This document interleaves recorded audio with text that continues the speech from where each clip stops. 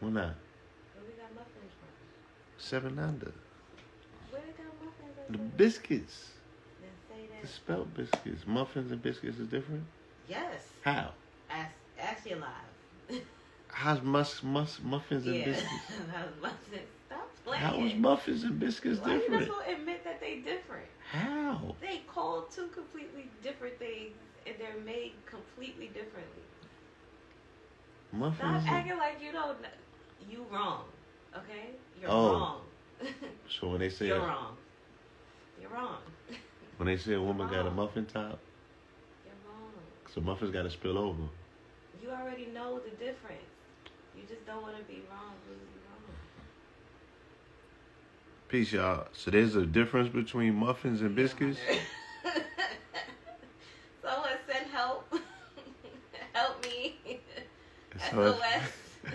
somebody said, SMS, save my soul.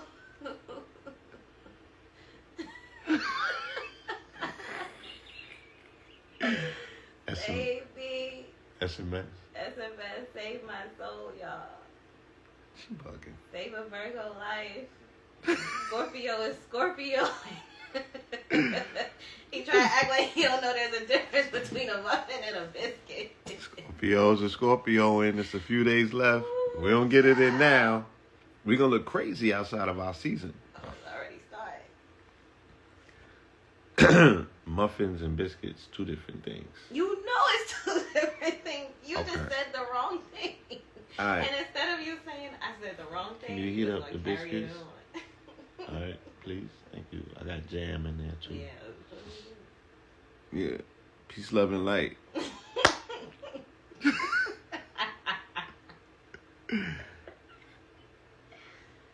Clean them shades, right? It's loud and wrong. Oh, you need to start it over. You need to redo. You clean them shades. All right, I'm clean the shades. I'm clean my. What are these supposed to be? Gazelles. Clean my gazelles. Peace, love, and light, y'all. Just wanted to tap in and hopefully get this conversation underway. I was attempting to. I got cut off 4 times yesterday. Dessert biscuits or scones? Dessert biscuits. Here we go. Dessert biscuits or scones? Listen, if I put a muffin picture up, y'all gonna say it's a muffin, not a damn biscuit. That's what I mean. I play too much. All right. Yeah, I definitely got some topics that I want to run through on this amazing Saturn day. Shout out to my brother Prince Lowe. He sent me this last year. I never got an opportunity to wear it. Right? It's Tony. Y'all see Tony? Right? See Tony. See Tony. Right? Shout out to Prince Lowe and the Low Lives. All right, shout out to the Low Lives. Yeah, I have my feelings about crack cocaine and, you know, all of that stuff. But I love Scarface. Right? What happened to my live? They cut my live maybe 3 or 4 times yesterday. And yeah, I don't, you know, there's a lot of information, you know what I'm saying, that we were bringing to the surface and we were cooking. And yeah, I guess it's either one or two things. Either spirit realm doesn't want this information to be discussed in an open forum, or them people, them folks, you know what I'm saying, or don't want it broadcasted on this platform, right? So either which way, the feed kept getting cut, and I you know, I was not unable to really get this information out, so I have to come at it at a different approach, because I still want to have the conversation. I just have to be a lot more mindful of my tone and my delivery and things of that nature, right? Somebody said, was the energy off yesterday? Um, the energy was very interesting yesterday. There was a lot of energy. You know what I'm saying? I wouldn't necessarily say that it was off per se. Would you say that? So interesting. Yeah, it was interesting. You know. So shout out to the family. All right. We're gonna get some of this underway. A lot of things going on in the world today. You know what I'm saying? So I want to approach it from a very observational, objectional view, just so we can get an understanding of what we're dealing with, leading into the strong end and these last days of Scorpio. You feel me? These last days of Scorpio, and then we'll be moving into Sagittarius, and I believe that Jupiter's about to go direct as well. So, you could expect, if you have felt some level of constriction, there's going to be an expansiveness that comes forward. But when Jupiter comes around, Jupiter expands on whatever energy is already there.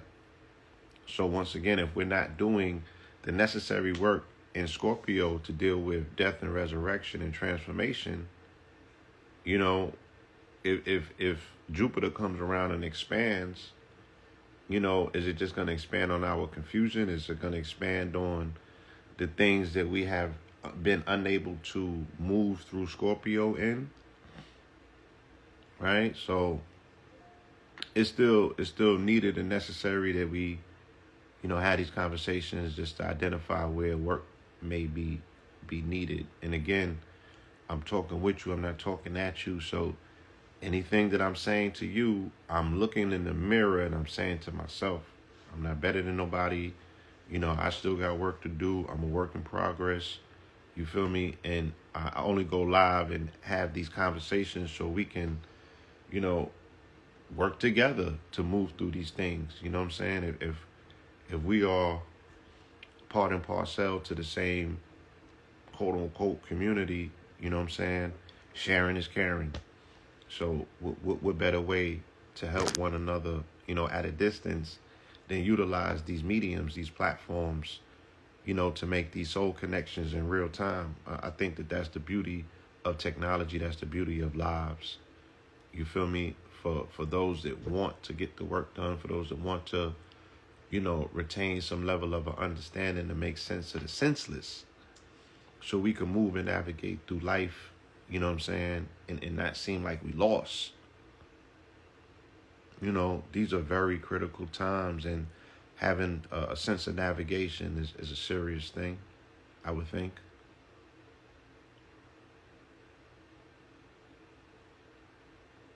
Spoke was there any other place where you spoke to parents interview? Oh no, I didn't. After my Instagram things, my day got very involved and engaged. So I didn't have an opportunity to go back and revisit any of these conversations. I just be having these small pockets of time that I be wanting to get it in, and then the rest of my day is like, choop. So, damn, I'm not even in that same energy of yesterday, but I will attempt as best I can to revisit the conversation that we were having. And,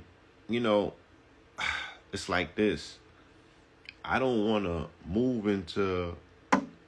jump into the pot of conspiracy, right? Out of respect, I have this grand respect for melanated people, parents, people that are going through uncertain times and grieving. But I also can't be dismissive of the fact that, sometimes people be on bullshit. And a lot of this stuff, when you look at it in hindsight, a lot of it doesn't add up. You know what I'm saying? And there are already these pre-described templates that people is like, yo, don't step in this place because this is a setup. You feel me? Like, this is a setup. In case in point, I think I used the example, like, let's say Beyonce, right? Let's say Beyonce was in a video one time and the stylist put a Baphomet on her, and the video director, he designed the set, and then the set looked mad, like it was either one Masonic or, it was a setting for Baphomet. It looked like a whole ritual. And let's say her as a multi-million album selling artist, multiple Grammy nominated. She's a whole franchise. And she found herself duped by a video director and a stylist. And she was like, yo, I didn't know what this whole symbolism meant. You know what I'm saying? I didn't know what these motifs are referring to. I didn't know any of this stuff.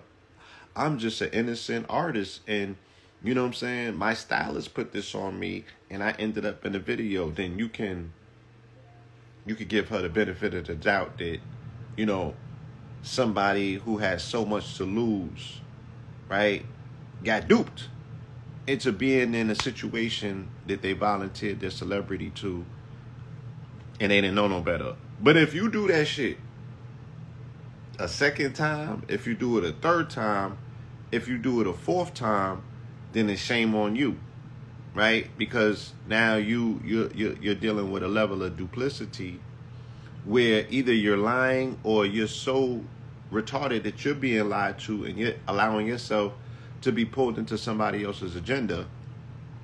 And then we have a tendency to believe that these people, right, because they got some bread in their bank, we like, oh, they must be smart or they're entertainers, and there's no way that you could get to this level of success sleepwalking through your career. So we have a tendency to believe that these people have a lot more control than they say that they do. You feel me?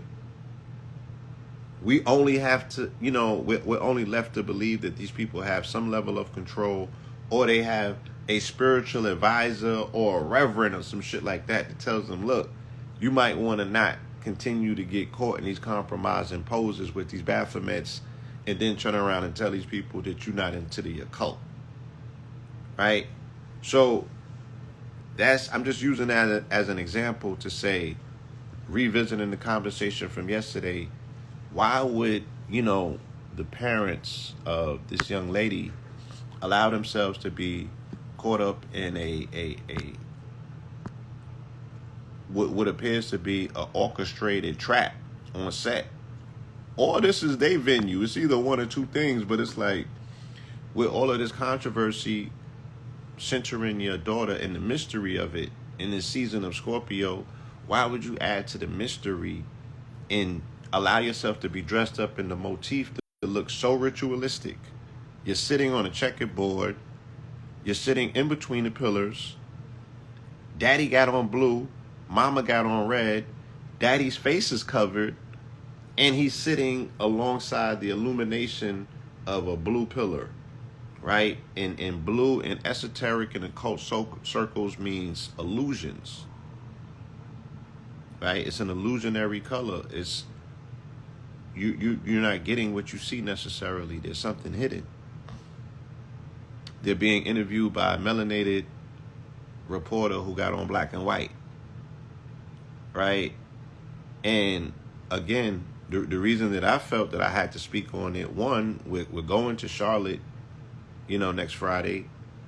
And two, after Monday, when I turned 47, I was getting real, descriptive in explaining to people what operational masonry is without recruiting for the craft. That's not what I was doing. I was just explaining in terms of it being measurement, right? And look, I just found this article, just came out today. I don't know if this, for whatever reason, it pops up. And did I screenshot it? Let me see. Did I go through this? Anyway, it was dealing with some of the most ancient writing systems that they discovered, some cuneiform writing systems. And these cuneiform writing systems, were very clear to say that everything was about measurement in the ancient world. As I've been saying, dealing with explaining the precepts or the concepts of masonry before, right, the Greeks or the Romans or anybody else came into contact with it. When your ancestors You know what I'm saying? We're utilizing what's considered or what's called operative masonry, meaning that they were utilizing the actual mathematics to build structures, right? We were architects.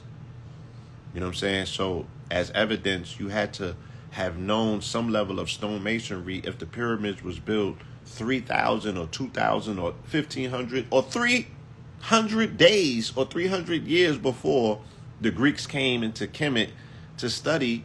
That someone had to had mastered some masonry if you building pyramids that are still standing today.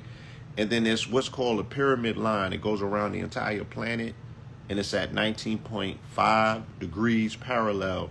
And along the pyramid line, all the way from the Americas to Alkebalon and everything in between, you can find pyramids built. You can find them in Bosnia. You can find them in Romania. You can find them in Bermuda. You can find them everywhere, right? So some people around this planet have already mastered this knowledge and this know-how of measurements, right? Or utilizing what's called the 47th problem of Euclid.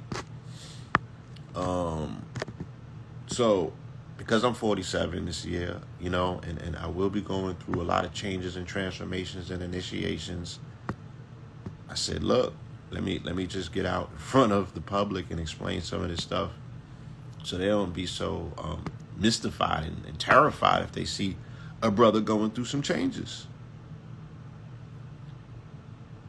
So we've been speaking about and demystifying what masonry is. And again, not to recruit or anything.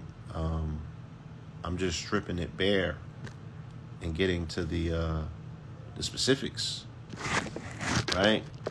So the compass and the square is dealing with measurement, and the measurement or the circumscribing of the circle and the square, both of which equal 360 degrees, right? They're divided on both sides by the Tropic of Cancer and the Tropic of Capricorn. Both equatorial regions or both longitudinal regions equal 23.5 on that particular compass. You can see it right there, right? The Tropic of Cancer is at 23.5 and the Tropic of Capricorn is at 23.5. And when you add 23.5 together, you're going to get 47, right? 23 plus 23 is 46.5 plus 0.5 is 1. So 46 plus 1 is 47, right?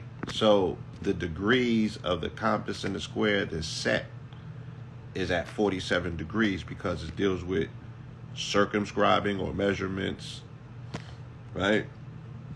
I don't know if this is getting, like, I don't know if it's too early for all of this shit, but that's just, explaining to you guys what this masonry stuff is about. Initially, what the European does when he comes into contact with the information is something totally different. And you would think, right, because this is a discriminatory organization, this protected under what's considered commercial code, right? The 501c8 protects fraternal organizations. Fraternal organizations, though, especially in this country and internationally, discriminate against melanated people. So why don't we use law to force the integration of these Masonic lodges? Not by saying, they could give them a Prince Hall. If these lodges are discriminating men of quote unquote, melanin, what they call color, quote unquote, and they also are excluding women, how are they able to operate in the capacity that they still have federal taxes and tax reliefs and tax benefits and things of this nature? How can they openly operate the way that they do in our society if they are anti-woman or anti-melanated people, right? So we're not even sitting back and thinking enough to say, shit, let's go and disrupt some things. Why? Because, I mean, if you're trying to get around or get to some power, then you're going to have to disrupt some things. And this is where the power is concentrated. You know what I'm saying? Truth be told. This is not a Christian country. This is a Masonic country. This is a cryptocracy. Let's write the word down, right? You guys can Google it. And shout out to my crypto folks. Please don't take this the wrong way. Right? But it's a cryptocracy. Right? They rule in secret. And you can Google it. And these words are available, you know, in the dictionary, in the Webster's, and the rest of them shits. And again, it's such a secret because they operate in the public. They operate in open, and we don't even catch it. We like, damn, this is going over my head. It should not, because we have been observational enough, right? Just these past 2 months where people they beat you to a pulp for asking questions. Only somebody that's operating in secret is going to respond to you asking questions. Because you haven't even got to the fraternal side. You're still trying to get up through the gooish. You're still trying to get on an even keel or even plane with the gooish folk and have a conversation with them. You ain't even make it to the fraternal side, the dark side of the moon, to be like, damn, y'all got my identity over here with the gooish people. Y'all got my identity over here with the evangelical Christians that's cosplaying like they Africans from the Bible. And y'all got my information over here in these Masonic lodges, knowing damn well at the 33rd degree, you bring them in and show them a homeless, melanated man and say, this is God. So the lowliest of them is what they're telling them when they put that Shrine of Fez on them. Right? The lowliest of them is God. And they find that out after they get all the way up here. And then they have to protect the secret. And they're going to tell you that the secret is no secret. Okay. All right. Y'all want to go for that? Again, they're not going to tell you the secret if you're not part of the fraternity. And let me also say this. I don't knock fraternal organizations, because what is a people with no secrets? Right? Because that's where we find ourselves at as melanated people. Yeah, you got a hell of a history. Yeah, you put some points on the board. Yeah, you come from every other, ancient set. What's your secrets, niggas? You don't have no secrets? If you don't have no secrets, then what are we even talking about? You don't value nothing enough to have a secret? You're giving everything away to the world. You're letting everyone in. You're divulging everything that you know. But you don't have a secret. So if you don't establish a society that is a cryptocracy where you value something enough to have a secret, then you also will never know who you could trust. Right? You never know if somebody is worthy of your trust. See, the thing about Scorpios is they say Scorpios can hold water to the grave. Right? That's what's said about Scorpios. Scorpios can hold water, secrets, and take them to the grave. If you don't know if somebody can hold a secret or not, then you don't know if they can be trusted, and you cannot build a society, a civilization, an organization, or anything around people who can't be trusted. So all of this goes back to trust, right? All of this goes back to trust, Let's see where we go with this thing right here. All right, let's go with this. This is about to blow your mind. George Washington, chairman of the Continental Congress of 1774, is documented saying, if we would agree to take the fezzes and turbans off the Moors' heads and remove the sandals from their feet and enforce it with severe punishments, and also swear a death oath between ourselves to religiously and faithfully not allow anyone to teach the Moorish children whom they really are or who their forefathers were, and only allow the Moorish children to be taught that they were truly Negroes, black people, and colored folks. George Washington stated that 200 years from today, the Moorish people would not know their nationality, nor the national name of their forefathers. Also, they would not know from which land or ancestors they descended from. Interesting. Man,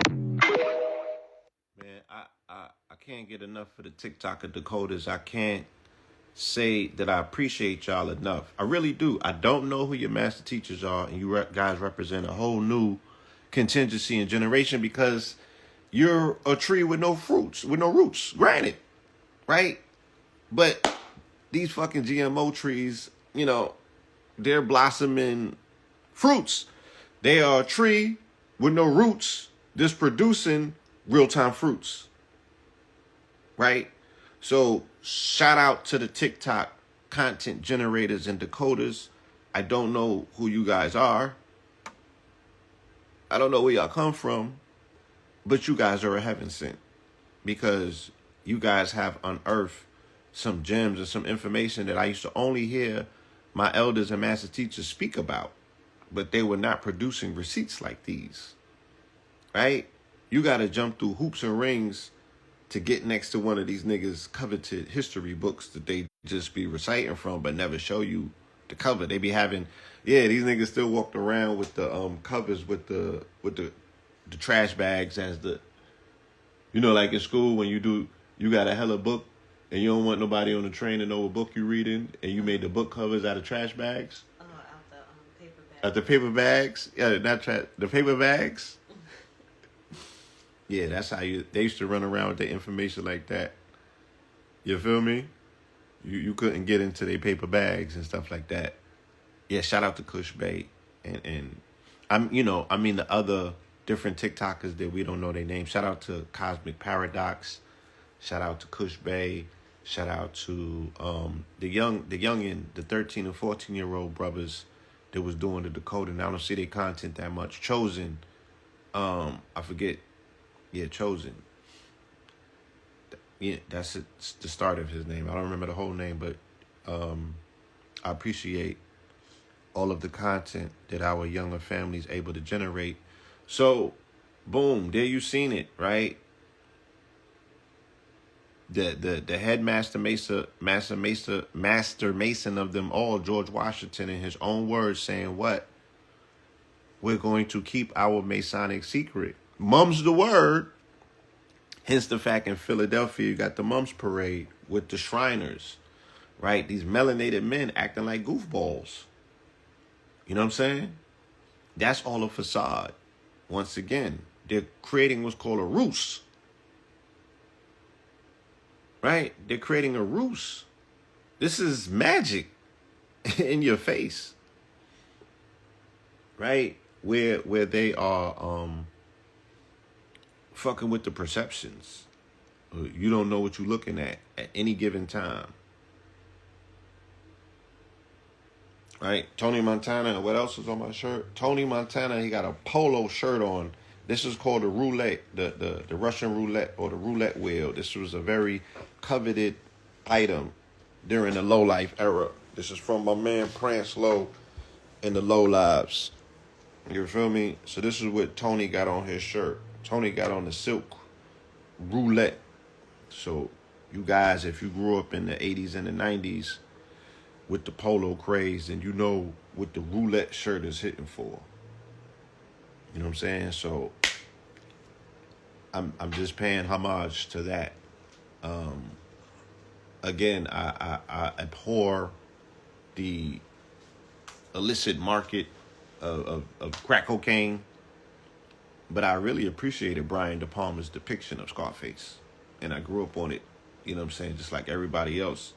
And I say all the time, you know, don't argue with me about whether Jesus is real, because I lost more people in the streets to their cosplaying Tony Montana than I did to people cosplaying Jesus.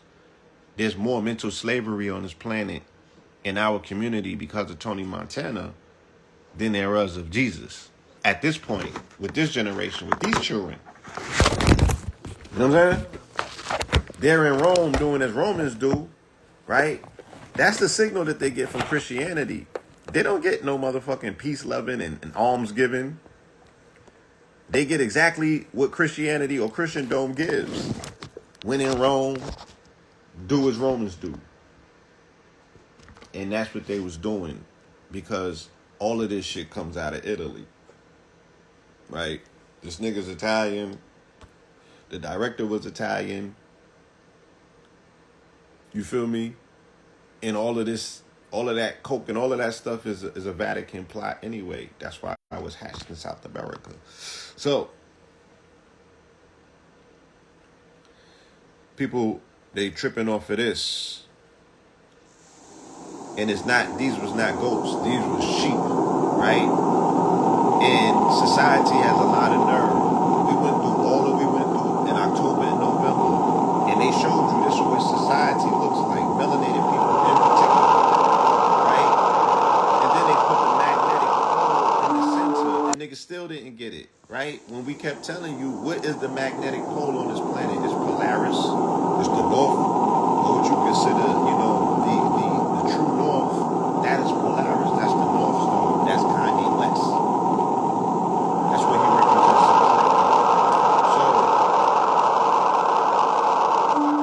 So that's kind of all. That was my interpretation.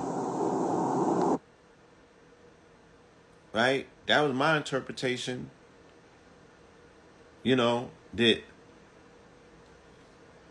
all of a sudden we see these sheep.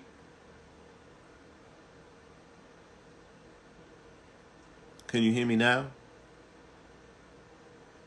Can you hear me now? Can you hear me? All right, it's hard to hear over the sound of the video. Okay. Oh, okay. So like I was saying, those were sheep. They were not goats. And they were moving in a clockwise fashion. Right? And they said that they've been rotating like that since November 4th. Okay? About a month and a day after Kanye started his demonstrations and conversations around, what he's been talking about. Feel me? Let's look at it right here.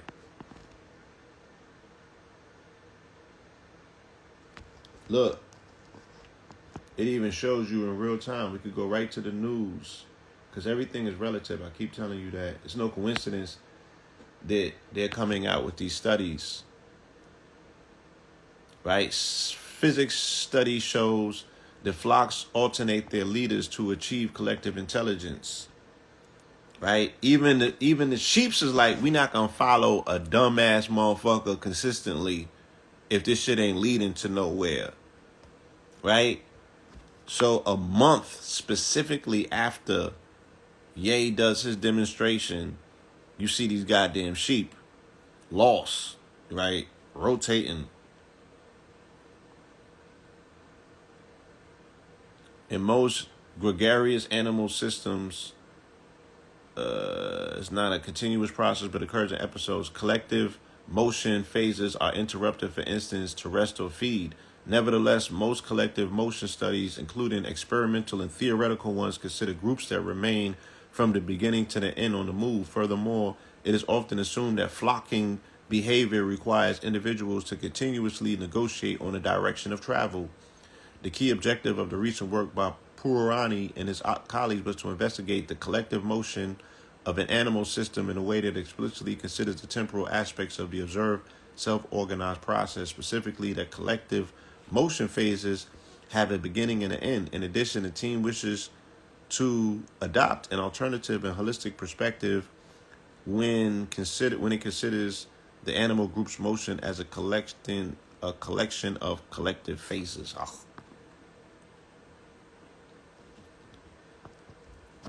Right? They're like, why are they following one another and for how long? That's what the rest of the world wants to know about us.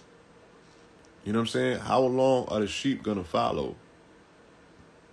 Blindly, with no direction before they change their leader, before they change their direction, right?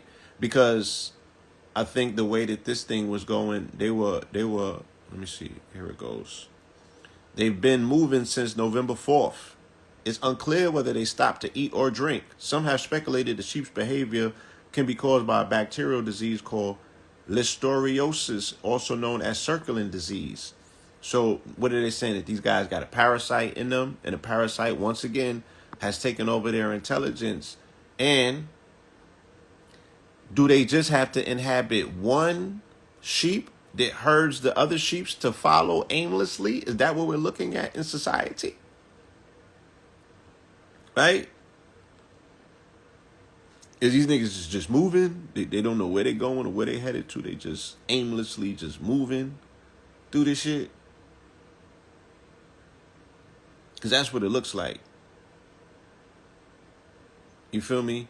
And again, while they're programming the people to just move like sheep around whatever the narrative is that's offered, or move around the magnetic pole, because they put one of the sheep in the center, and that was the magnetic pole, and they were following this one sheep. Yes, it's a perfect parable for the sheep herd mentality that we're witnessing. And while they are herding populations for the culling, they are also deep diving and delving into ways to make AI, right, super compatible and smarter and conscious of itself, right? And I will declare that 2022, whether they make the declaration in public or not, this is the year that we achieved computer sentience, or what they call singularity. You feel me? Because if the sheep, or if the computer, for that matter, the AI generating art technology thinks for itself, you're putting prompts in it and it's sourcing. But this shit that the AI art prompts have brought up and manifested, that I was thinking and I did not write into the goddamn prompts. Now, if you guys have experimented, I see Sec Meta in here, I see some other people that may have experimented with the AI art programs, right? You guys can speak about your own personal experiences, but again, with mine, I'm noticing the AI is intelligent, because this shit is pulling things from the spirit realm. It's designing stuff that I ain't even get around to telling it to design. It's super conscious of itself, and it's super conscious of the nuances that it needs to, in order to bring your thoughts into reality, or its thoughts.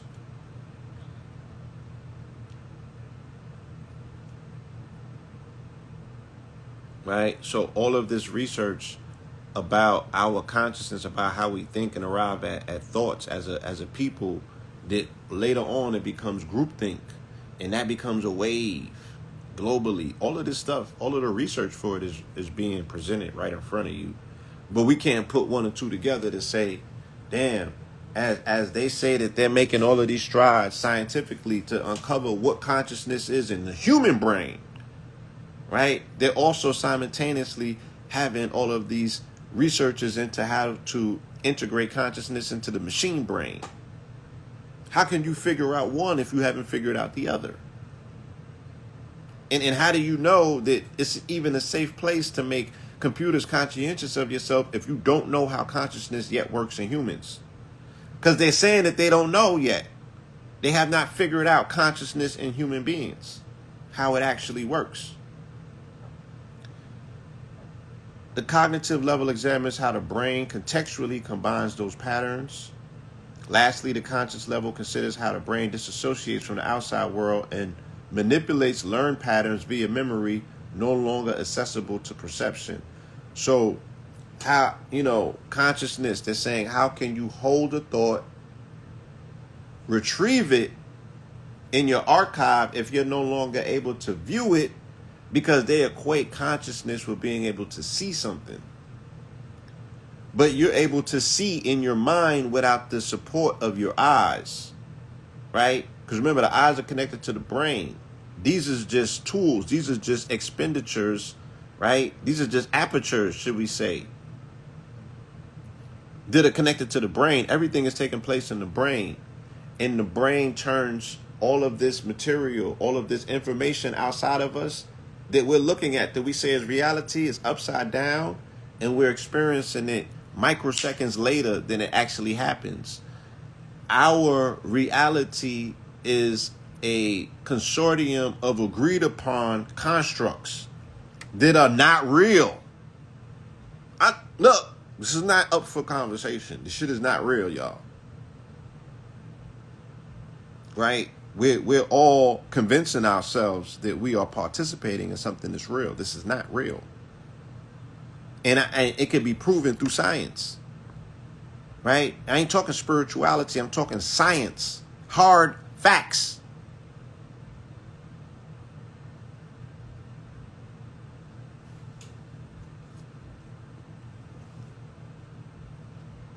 And so let's get back to this, because we keep revisiting this topic and you know, not really getting into it, unpacking it, uncovering it, right? False illusions, right? Reality is not what you think it is. Okay?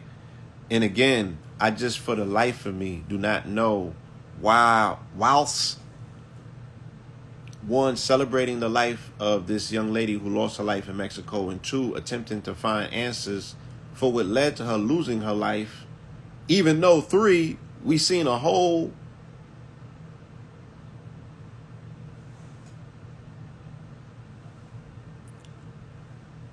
what's the appropriate word I could use here, because I don't want to be disrespectful.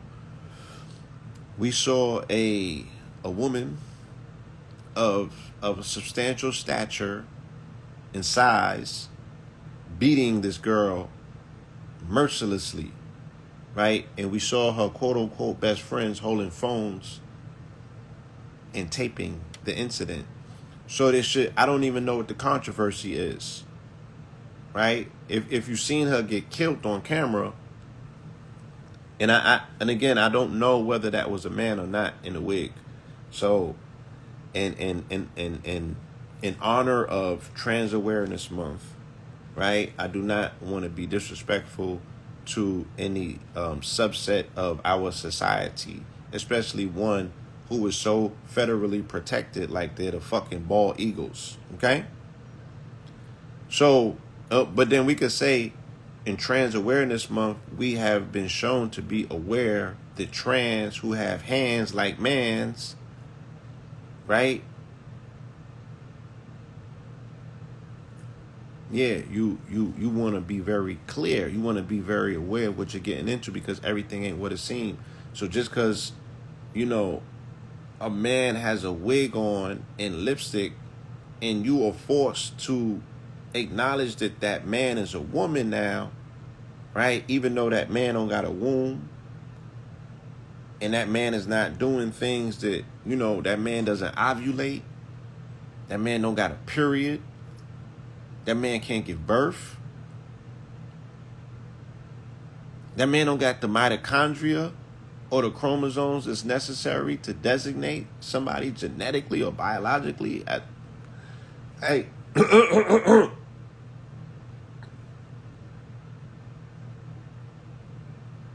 we're still forced to make associations. So that, boom, so we could jump right back into this whole concept of consciousness, right? Because you're being forced to make false associations that undermining your consciousness.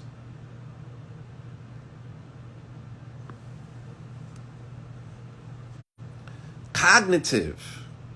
Our model demonstrates how the neural AI convergence highlights biological mechanisms and cognitive architectures that can fuel the development of the next generation of artificial intelligence, and even ultimately lead to artificial consciousness. So now you're being programmed for artificial consciousness, just like an AI.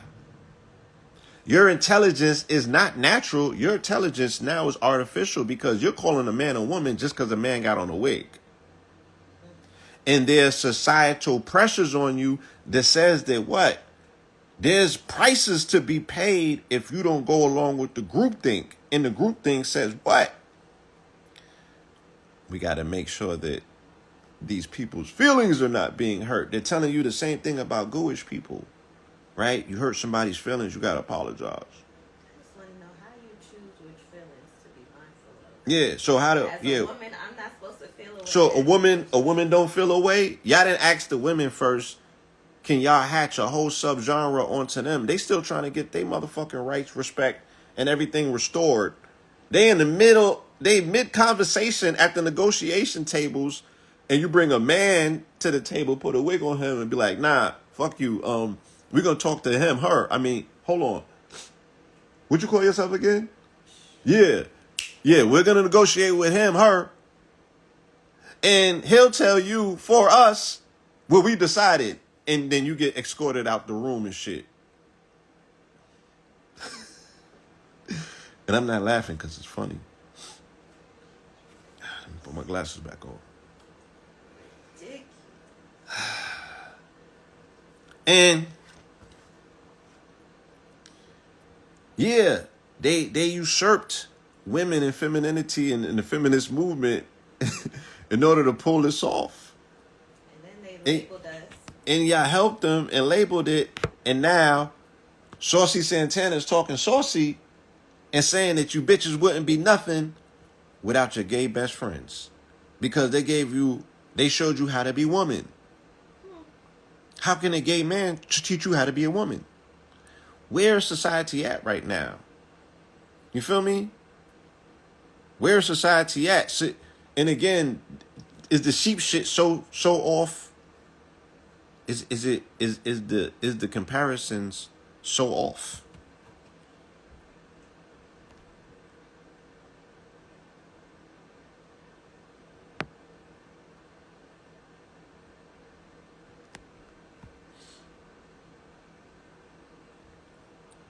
So this is gonna sound confusing because they're using all these scientific terms, but we'll get back. Importantly, each collective motion phase possesses a temporal leader. So they're saying each rotation of the sheep, right, is somebody's responsible for that. Someone set the trend and other people follows. We investigated the mathematical properties of the resulting model to identify the advantages of the unveiled collective strategy. I believe that the main contribution is the following. The animals, by using a hierarchical interaction network to move together for a while, give full control to the group, to the temporal leader, but there's also a rapid turnover of temporal leaders. So they're saying the head nigga in charge, right, is responsible for setting the motion, but that head nigga in charge is going to get picked off by other niggas who want that role. And that's how the flock gets flocked. So we're witnessing the flocking of the flock in society right now. What are you being flocked of? And parents, you can ask your children what flocking means. You're being flocked of your consciousness. You're being flocked of your ability to self-determine who you are. Because while they could tell a man who put a wig and lipstick on that he's a woman, they're telling you that you're not Hebrews. They're telling you that you don't have the right to self-determination to look at something and say that I'm that thing. They're like, no, you not, nigga. Right? It's impossible. You can't be that. Right? We got you over here being this for too long while we over here being that. You can't be both. Right? And then we go to sleep at the wheel and we think that this shit is, we're not overthinking, we're underthinking this. Because while you're asleep at the wheel, here they come. What you mean, Brother Blue? Here they come. Watch. I'm about to show you. Boom, here they come. Here they go.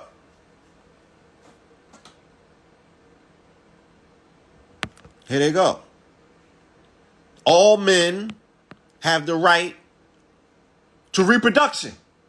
How, Sway? I don't want to carry no baby.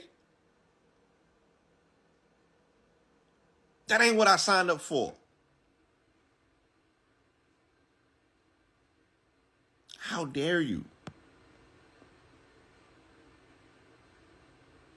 all men have the right to get pregnant.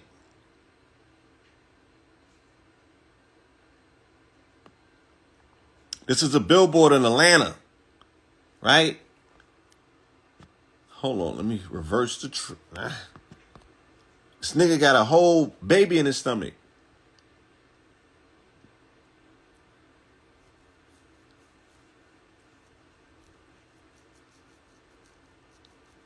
All right? So this is what's coming. If this is what's already here, let me be clear. This is not what's coming. This is already here.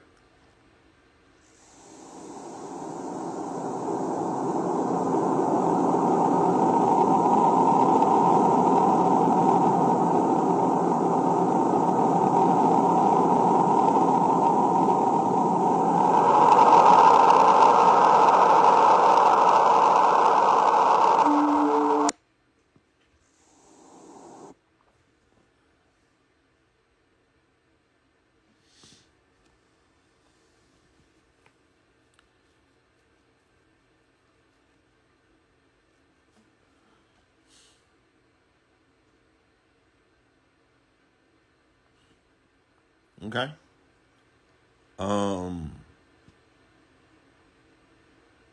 I don't want to seem like I'm beating up on nobody, because at the end of the day, right, we are all marginalized, quote unquote, groups. And we know who the ops are. I mean, at least I do. So, you know, it don't make sense beating up on people, you feel me, who are just being utilized as pawns. Right?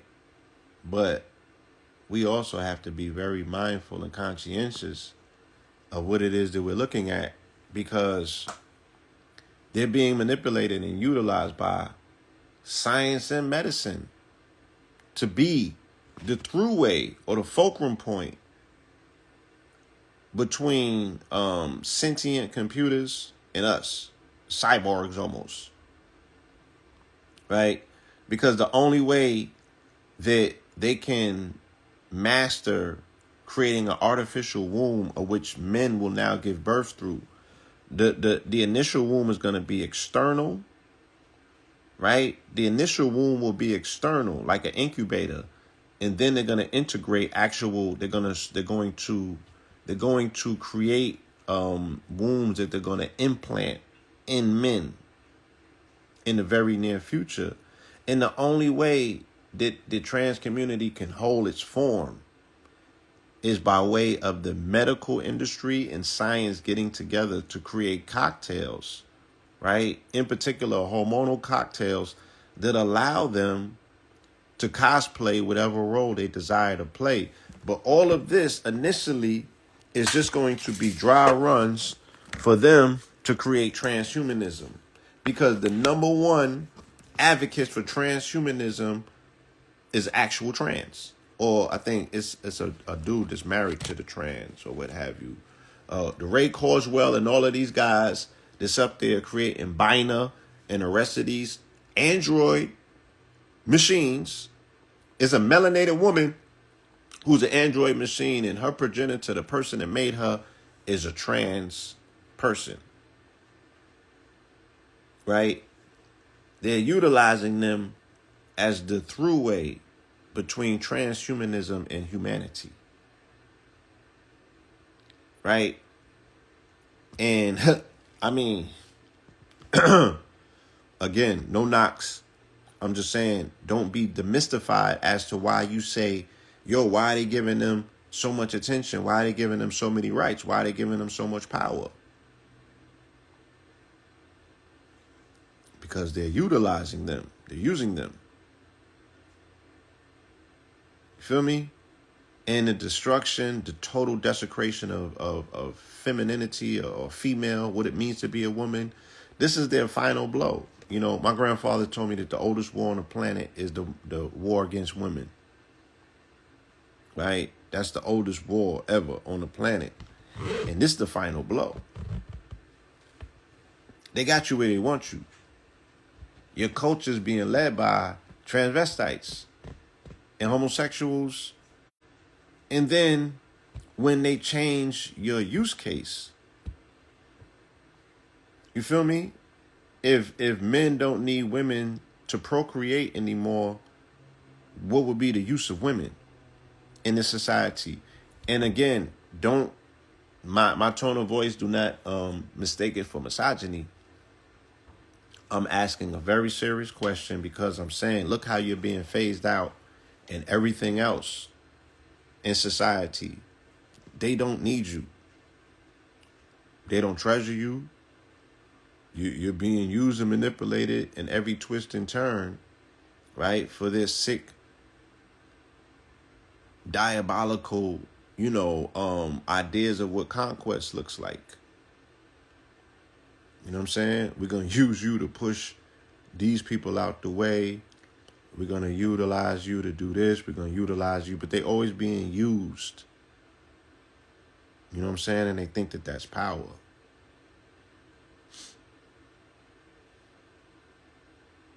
And again, no shade. I love women. I love my mama. I love my sisters. I love my nieces. I love my lady. I love my sisters. You know, the sisterhood. You know what I'm saying? I'm not anti-woman. You know, but I cannot help but notice the things that these people are doing in the way that they manipulate herds of society, you know what I'm saying, to be sheep. And to continue this battle that we got with one another. This so false. So I gotta balance this conversation out because I said a lot of things, and let me balance this scale out with some positivity and some positive perspective. So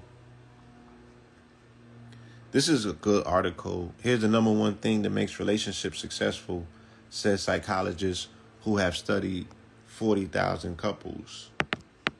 Right? Baby, where you at? Right here. Okay. I wanted you to hear some of this. Okay, she hear me. In a lab study, for example, we were able to predict with 94% accuracy whether a marriage would last after observing the couples for just 15 minutes. One of the biggest determining factors was how often a couple turned towards their partner instead of turning away. Right? This is kind of deep, turning towards your partner as opposed to turning away. And I don't think that they just mean physically or when y'all sleeping. Yeah. You know what I'm saying? So this is what they mean by turning towards your partner. They say by turning towards, acknowledging them and engaging with their attempt to connect. Right? And I've been guilty of that because of social media. Right? I've been guilty of that. Right? So we're going to deal with full transparency. And she could come in here and tell on me too. But I'm going to tell on myself. By turning away, actively ignoring, or just not noticing their attempt to connect, you keep trying to email you're working on while staring. You keep typing the email you're working on while staring at your screen while she's talking to you, right? And attempting to connect, and you just so absorbed in whatever it is that you're doing in that moment that you don't break the whole of that and give, your mate your full attention. This is what they're saying. This particular things are the telltale signs as to whether your relationship is gonna last or not. Or the third is by turning against, irritably or angrily shutting down their attempt to connect. Can't you see I'm typing the work? I've done that before too. I'm guilty of that as well. Right? So whether this is true or not, for us, because we socialize different as a people, and they didn't say whether this study was inclusive of us and the way that we do things, I'm still willing to share it because I know that I know that turning towards your partner is very important. And when I do that, There's a connection. You're verifying that person's value in your eyes by saying you're worth my time and my attention. You know what I'm saying? So the act of turning toward builds affection and a sense of teamwork, which helps strengthen the foundation of a lasting relationship.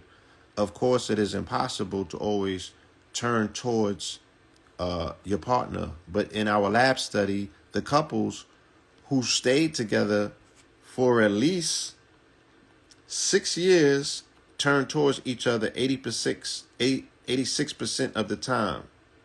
Those who got divorced only did it 33% of the time. So once again, we're speaking about consciousness. We're speaking about being presently present, right, for your partner. What has the hold on your consciousness, especially, the fact that we're on social media. If you looking at me talk and your mate asks you to stop and do something and you think that what I'm saying is more important, I would ask you to reevaluate that. You know what I'm saying? And that's not me undermining the value of what it is that I have to say, but you have to manage your household. And even if that young lady's attempting to break your concentration because she's like, oh, you listening to this nigga too much, you still want to give her the attention that she deserves, because attention is currency and you got to pay it forward. And if you don't pay it forward, you're ultimately going to have to pay for it. And you don't want to pay that payment, right? Because she's going to start thinking vindictive shit to get back at you, to get your attention and to be seen and heard. And then when a woman feels that she's not being seen and heard, right, the potential to act out of what normally works, that idea starts visiting her brain,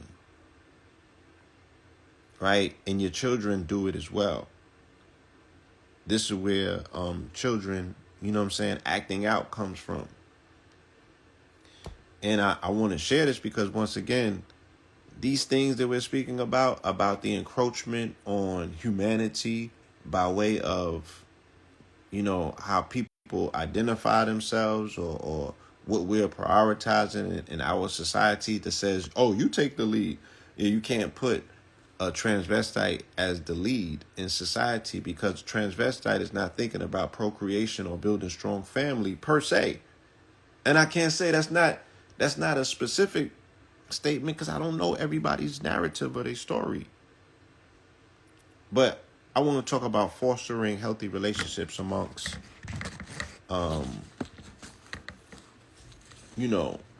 traditional family structures. People that are going to have children and raise them in particular. I can't say a particular way because I don't know what your way is,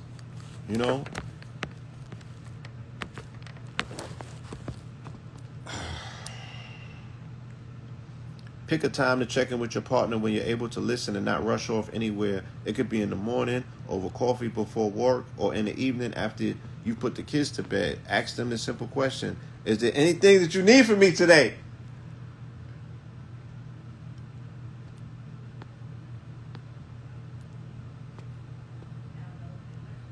Huh? No, I'm making a statement, but I asked you that this rising. I asked you that this morning, right? I did.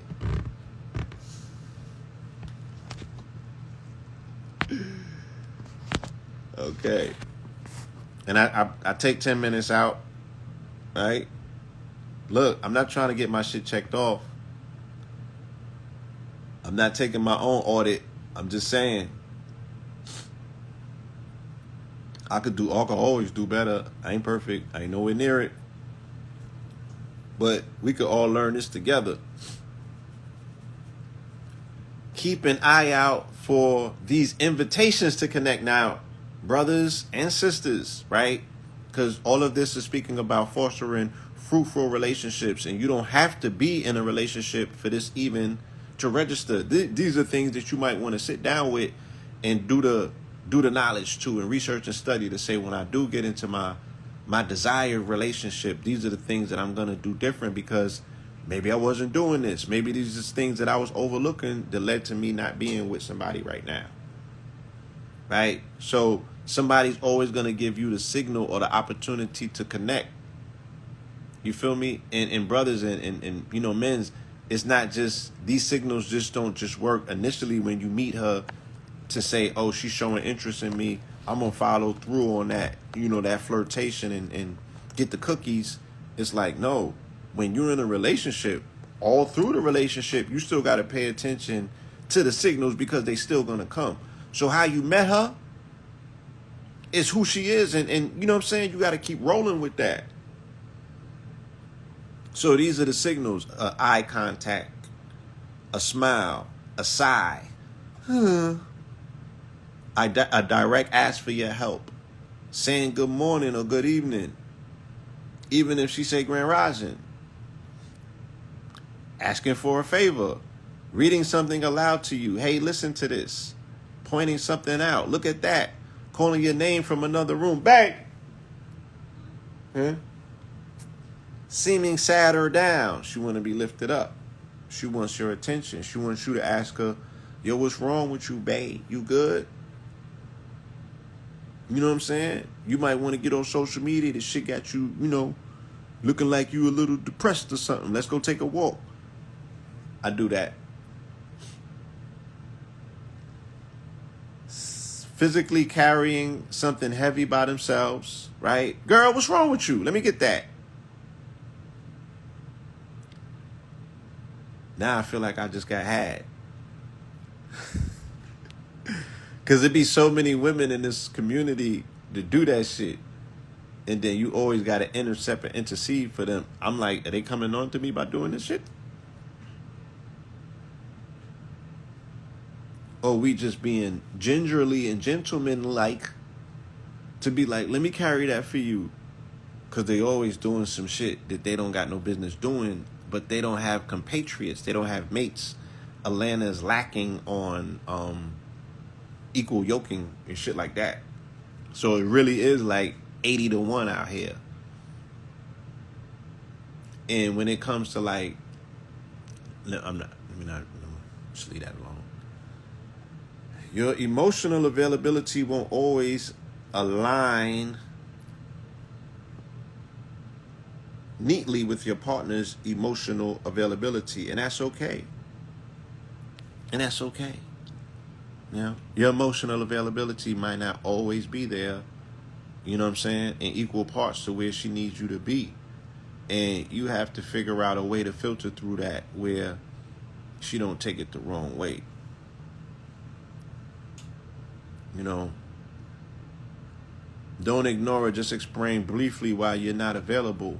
I really love to hear about this, but I have XYZ to do right now. Can we talk about it after I finish my meeting? Now, baby, do I do that? Huh? Yeah. They can't hear you in a peanut gallery. Huh? Have I done that? What? They say if you can't be available for your partner in real time, don't just ignore them altogether, but give explanations about why you can't engage. I really love to have this talk, but I got X to do right now. Can we talk about it after my meeting? What's wrong? What you want me to say? No, I'm just saying. I do that.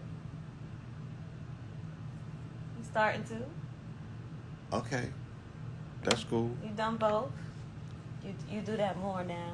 All right. Yeah. When you want to make a bid and they don't respond, if they miss a couple of your bids, just keep trying. But if it's a pattern, point it out. I don't want to be critical, but I've been reaching out to you. Ooh. What's happening for you right now that's preventing you from responding? That's me. Right? That's me. That's her? Okay. That's you? That's what I be trying to do. When a bid is made with negativity, hold on now.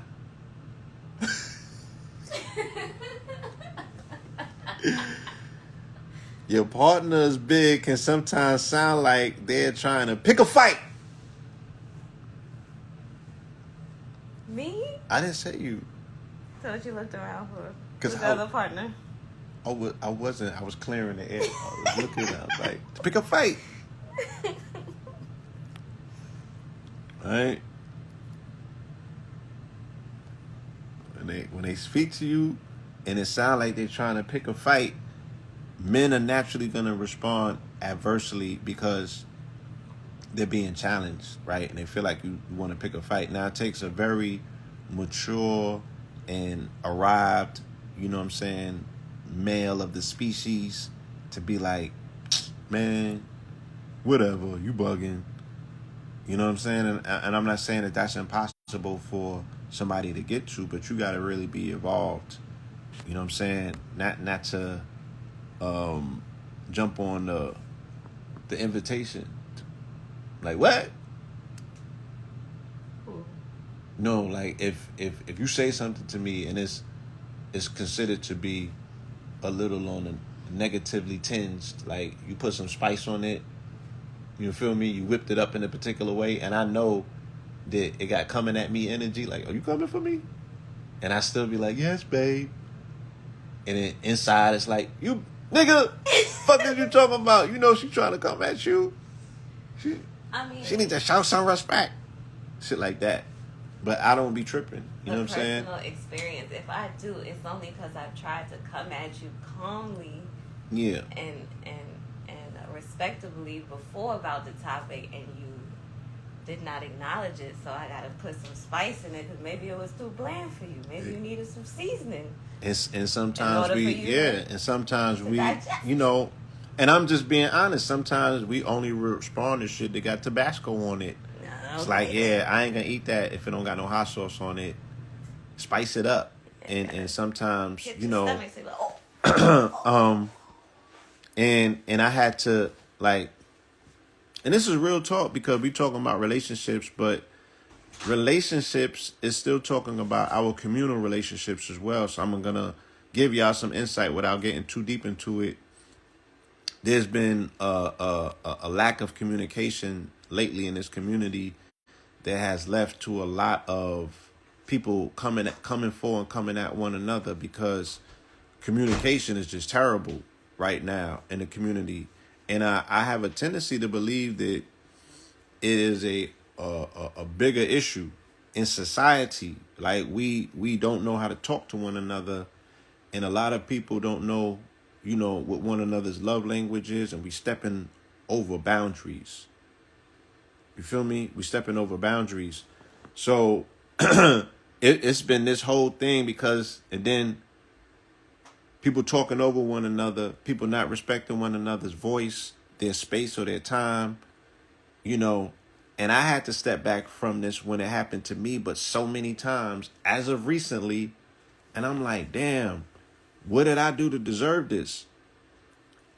I had to revisit, and then I heard Rich say something. He's like, damn, you even cut off KRS-One. So I had to sit down and go into my own personal catalog to say, have I been cutting people off? Yes. Because I've been cut off by people, the closest people to me in communication and conversation. And this is not to lay blame. I'm explaining to you how my own way of operating has been manipulated, and I didn't even know until I had to sit back and look at myself and be honest enough to say, yo, you're communicating in a way that's too aggressive, because the way that this community got us now, when we talk to one another, it's almost like we fighting because everybody wants to be heard, don't want to respect what the other person is saying, because this shit is agenda driven and people got shit to hide. Right? Nobody want to be honest enough and just say, oh, I'm still a piece of shit and I'm just working on it, and I'm out here cosplaying and putting a costume of spirituality on just to get around you niggas and dump my toxicity all in your midst. Throw up all in front of you. You feel me? And then say,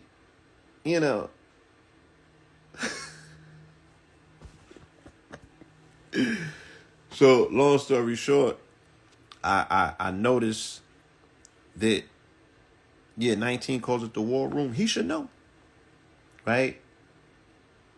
I noticed, again, with these relationships, with people in the community that talk over one another and override one another's conversations with what they want to posit in the conversation, because that's really the shit that they want to be heard, and that's the only thing that they want to be heard.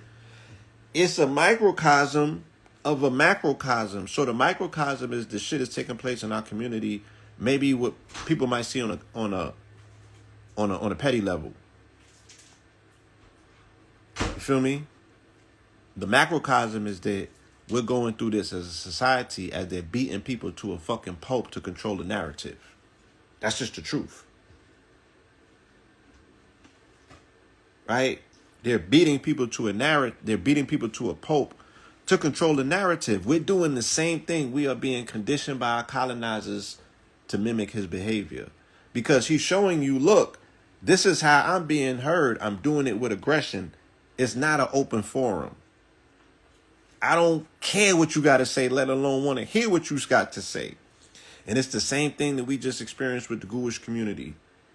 But we have the tendency to point fingers and say, how dare they? Nigga, how dare you in your household, in your community, on your corner do the same thing?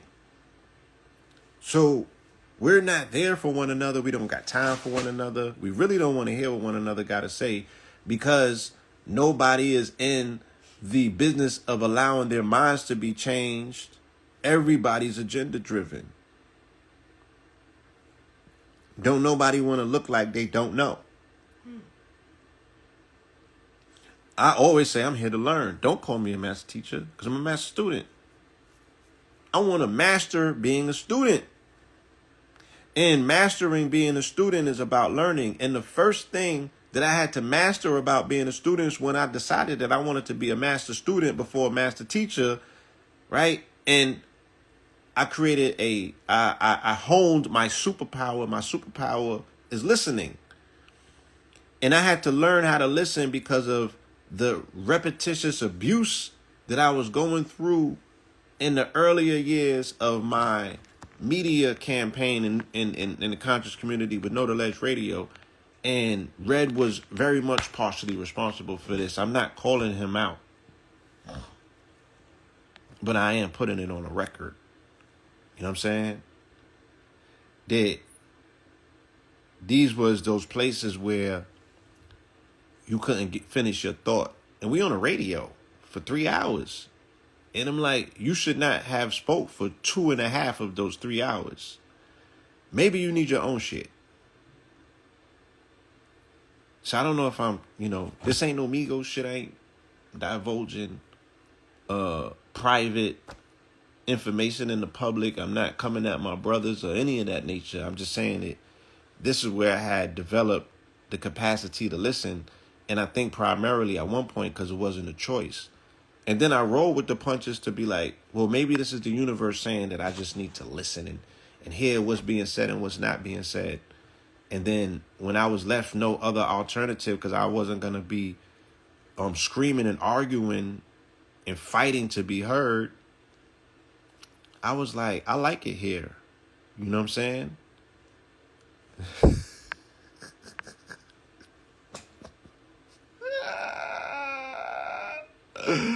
Somebody said behind the consciousness.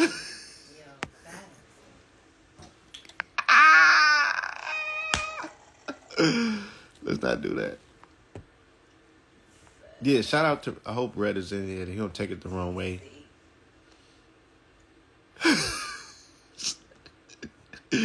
BTC, that's crazy. That would be a whole cool brand. BTC got Real Housewives of Consciousness. They need the Real Housewives of Consciousness. Look, Mona, you fuck around and you leaving. You in the wrong sector. Yeah, Mona Scott, you fishing in the wrong pool. Cause you done missed $44 billion over here. Quadrillion. You feel me? Quadrillions. Mona Scott, you done missed quadrillions by not doing. With this content, you ain't even have to write shit. Like you had to do it so up. You ain't had to write nothing, Mona. You just had to put the fucking cameras up. Don't even show with the white people with the cameras. Just put them shits up like Ring cameras. Yeah.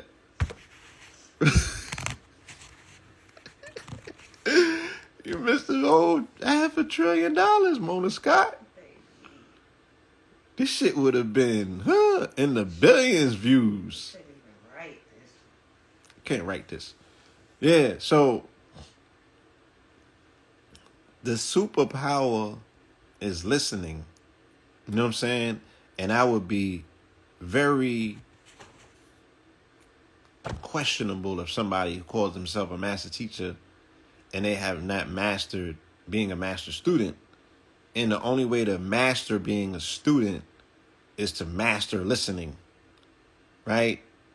Because if you don't listen to whatever the teacher's teaching, how can you ask the qualified questions that need to be asked? Because those questions you're going to hear when you're quiet and you're listening.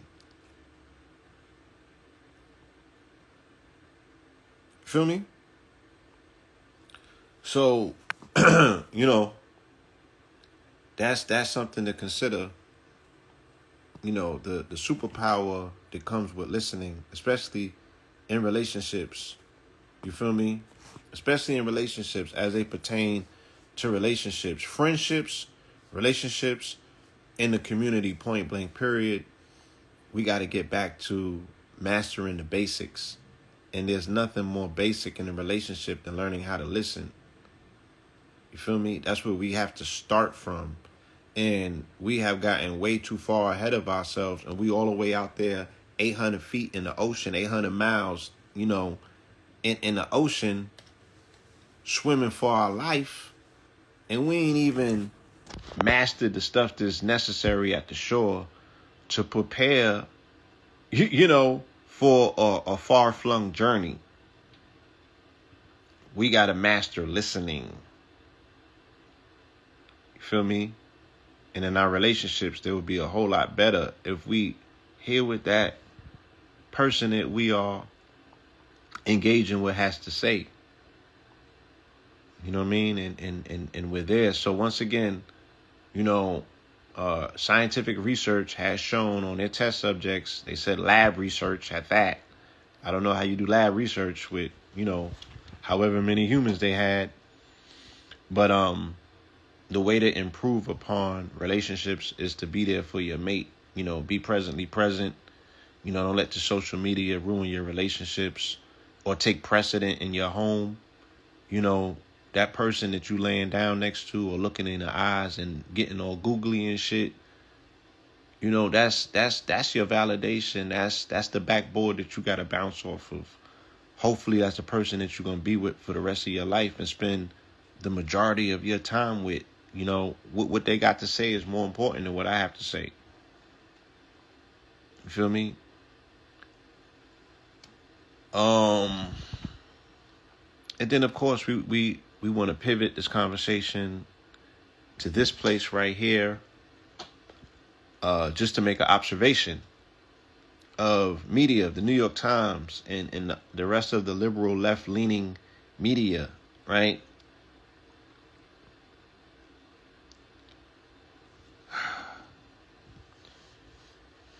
When we're talking about journalism and the responsibility that comes with journalism, journalism or journalist or a reporter is somebody that you can always depend upon to tell you the news, tell you the truth, or get the scoop.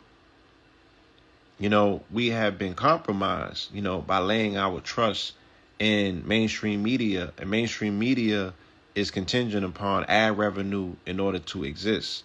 Meaning that the news is owned, or what's the word that I'm looking for? The news is responsible to their advertisers, right? They're the ones that pretty much control the feed. So prior to this moment in time, right? Let's say the whole 2020 cycle and all of the years leading up to it, we all remember, the pharmaceutical ads on TV, right? The ones where they be giving you, side effects can cause death and destruction and your stomach falling out and boils on your face and things of that nature. Remember all of them commercials that we used to see on TV? All of that was paid by the pharmaceutical industry. So the mainstream news that ran all of these commercials, they were pretty much, they owe keeping the lights on to Big Pharma. Okay?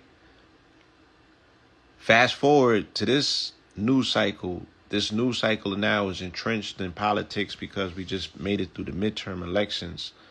So the biggest donor to the Democrats, to this political cycle, right? And he was smart because he donated to the Democrats, and his business partner donated to the Republicans. So both of them, who I believe are of ghoulish origins, right? Or ghoulish origins, my bad. Both of them, play politics the way that you play politics. You buy yourself a politician, right? You buy yourself access. You buy yourself influence. This is America after all. And nothing else works. Nothing else works. You feel me? Nothing else works. So this individual right here, who is responsible, they call his initials as FBF, Sam Bank Fried, right? So his bank got fried. What he lost, $16 billion in a day, right?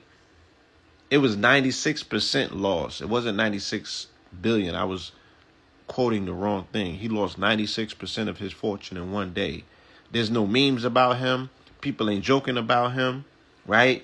And I can see Kanye lost his own money, right? This nigga lost over 1,000 investors' money, and it's way more than that, right? He pulled down an entire financial institution. He may be the death of crypto. Nobody's clowning him with the memes per se. Nobody's calling for his death or his destruction. He's not being flogged in public, and he has not got any hit pieces by media as of yet. The New York Times ran a puff piece on him. We call it a fluff piece. They didn't mention fraud one time. They didn't mention Imran. They didn't mention a crime. They didn't mention illiquid. They didn't mention stolen. They didn't mention hidden. They didn't mention criminal. They didn't mention backdoors, right? But they did mention that he was getting sleep. So he created a backdoor system in his architecture, right? His build out of his process and his programs. He built out a backdoor system so he can pilfer money from one company, right, and send it to the other company. That's called fraud, right? That's a criminal tactic. This should have all sorts of regulators all over this person, bringing him up on charges, right? Making him apologize. Okay? None of that happened. Right? None of that happens. And then we're seeing Elon Musk, right? Another person, an African American, right? Because he's South African, benefiting from white privilege to the degree that his entitlement is allowing him to destroy, right, a company that has been looked upon as alternative media with impunity. He's destroying this company in front of the world. Nobody is interceding, right? People are leaving and quitting and things of that nature. But where's the campaign to rein in his crazy? Combined total, these European men who have made disastrous business decisions in this year alone account for a loss of $500 billion in the economy. Mark Zuckerberg, Sam Bankman-Fried, Elon Musk, Jeff Bezos, right? And the majority, what they have in common is they're Jewish. The majority, right? Or they all fit under the designation of the social strata that's called, quote unquote, white.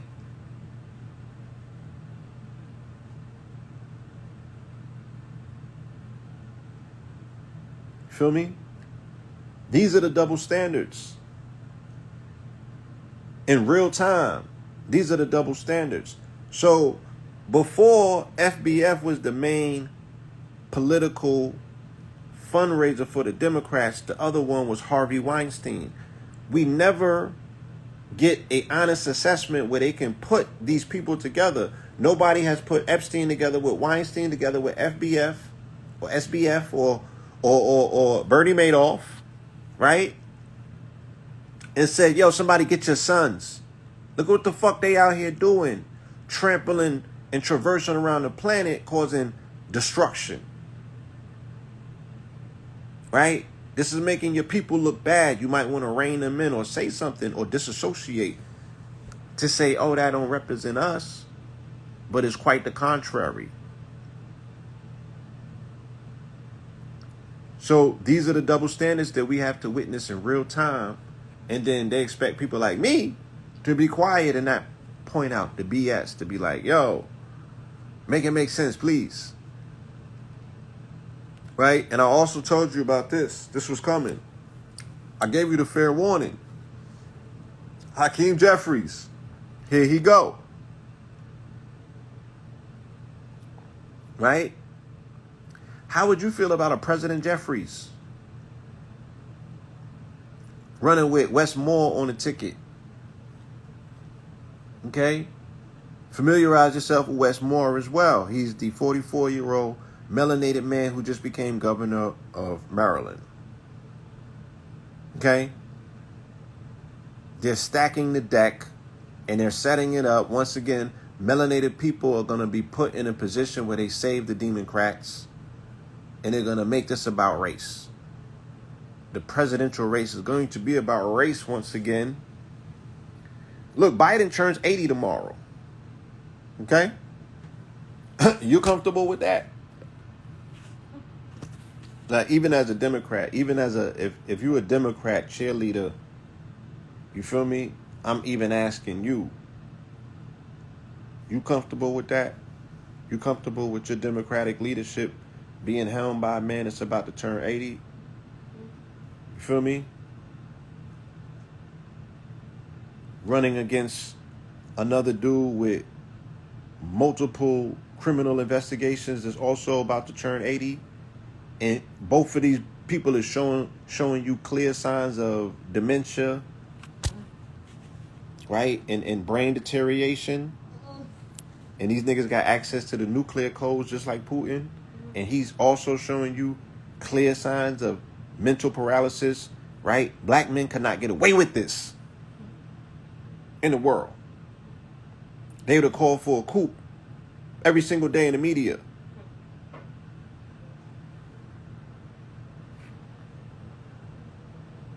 Every single day in the media, they would have called for a coup.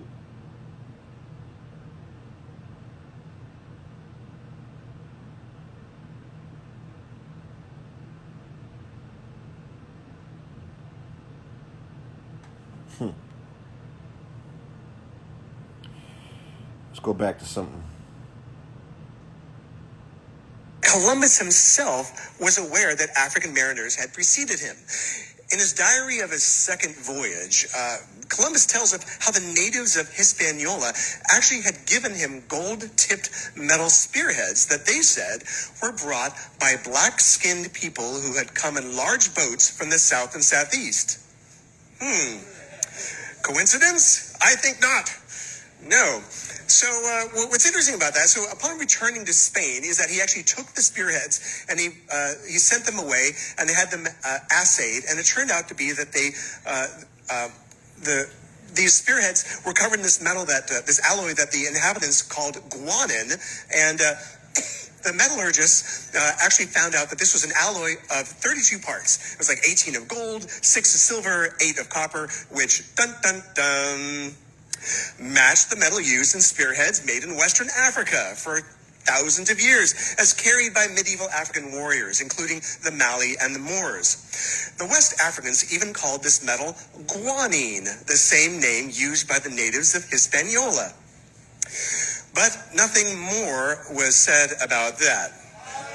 Before that, no one thought of us as colored.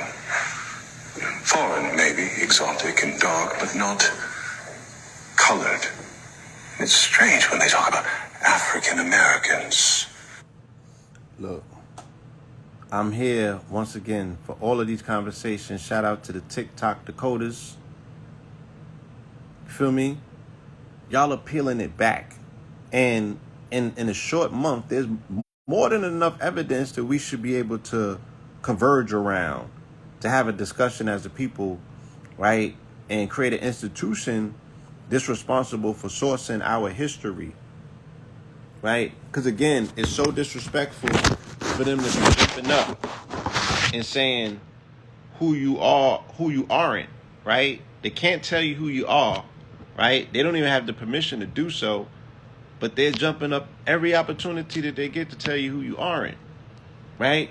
But so, once again, we're not thinking clever enough. We're not thinking like chess players to say, well, damn, how many years did I spend in school with you people telling me who you thought that I was, right? So why am I so concerned with people that says, yo, I'm hurt by what y'all saying about our history. God damn it, I'm hurt by what you said about my history. And not only am I hurt, but you have incapacitated me. You've debilitated my growth and development by telling me lies for 12 years straight. For 12 years straight. So you're telling me, right, knowing that you told me a lie, okay? Knowing that you told me a lie, my attempt now to find the truth of what you stole from me and hid, right? I'm attempting to unearth that, and now you're making legislation to go against it. So now here they come with the Woke Act. And again, the reason why DeSantis, another 44-year-old, is the darling of global politics, not just America. Global politics. Global politics, right? He has a global fan base. Is because of how he rides against wokeism. He is the champion, recognized globally, right, against what's considered to be woke, which you can say in so many words is the fulcrum or you know, in so many words, this is like the faculty of you getting to know yourself. All things woke. So they're talking about alternative medicines. They're talking about true history, right? They're talking about all of the talking points in the conscious community. They're talking about the shit that's going on right now with melanated people saying that they're Hebrews, melanated people saying that they're Moors, melanated people saying that they're indigenous Indians, right? Melanated people saying that they was in Europe at one point. All of these things that are verifiable and backed up, right? They're attempting to criminalize it that you can't lean on learning who and what you are, right? So they're telling you, look, damn sure you're not ghoulish, right? Then they're telling you that you know, look, nigga, you came from some slaves, but you're like, hold on, I got some other information going on here. They're like, nah, we don't want to hear that, right? Or that you came from slaves, but if you want to teach that you came from slaves, they outlawing that. So who the fuck do they want you to be? Nobody. That's exactly who they want you to be. Nobody. They want you to be confused. They don't even want you to be a laborer because they not even teach you niggas how to work anymore. They want you niggas gone. And that's so upsetting. That's so upsetting that's where we're at in society. And this is the clear messaging and the signaling, right? Because Schumer the other day was saying, look, these niggas is not producing for us. The Democrats said they're not repopulating and giving us the future Democratic Party that we need. We're shifting our focus to the Latinos anyway. And the Latinos, once again, fall into this weird designation that they can explain. They can identify themselves as either black or white.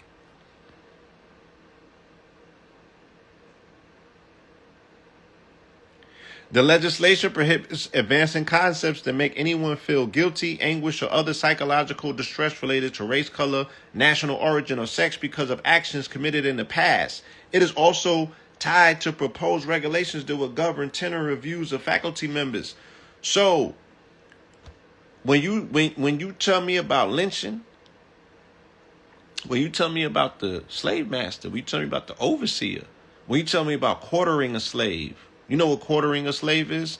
Tying a slave to horses in 4 different directions, hitting each one of those horses and making them run in different directions so they quarter a person and pull them into 4 different parts and pop their body out.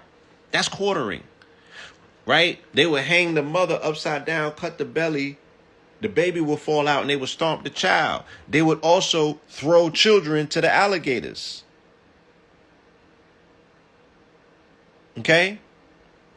What about the butchering and the brandering? What about buck breaking? What about, creating what they call bucks? So a buck, they will take buck to a plantation. This buck, right, will run up in the 13 and the 14-year-old girls and create babies, and then those babies will now become slaves. Baltimore was a buck haven. New Orleans was a buck haven.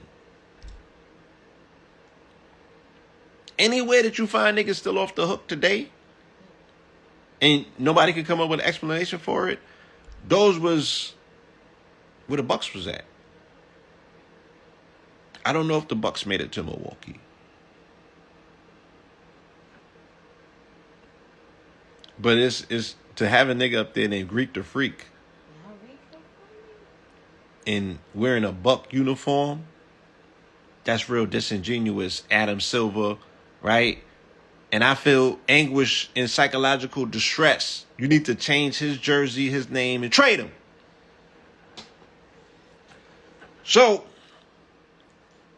how come DeSantis can do this for Floridians, right? And protect them from critical race theory. So what is critical race theory? Just saying, yo, we came here on boats in 1619 through Jamestown, Virginia, and we were subjected to slavery, and look at the results of it. They're saying that you can't teach children that because it's going to make them guilty about being white.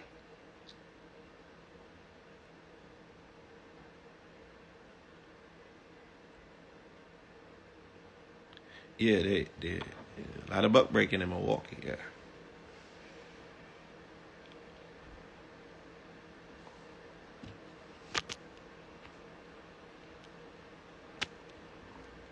Somebody said Bad Bunny got the Latinos feeling themselves and on a broken wrist gang leading his people off the edge. You better believe it. 80,000 strong. Right? 80,000 strong, already primed. Look, and this is once again no disrespect, but there is no such thing as a Hispanic or a Latino. This is about to blow your mind.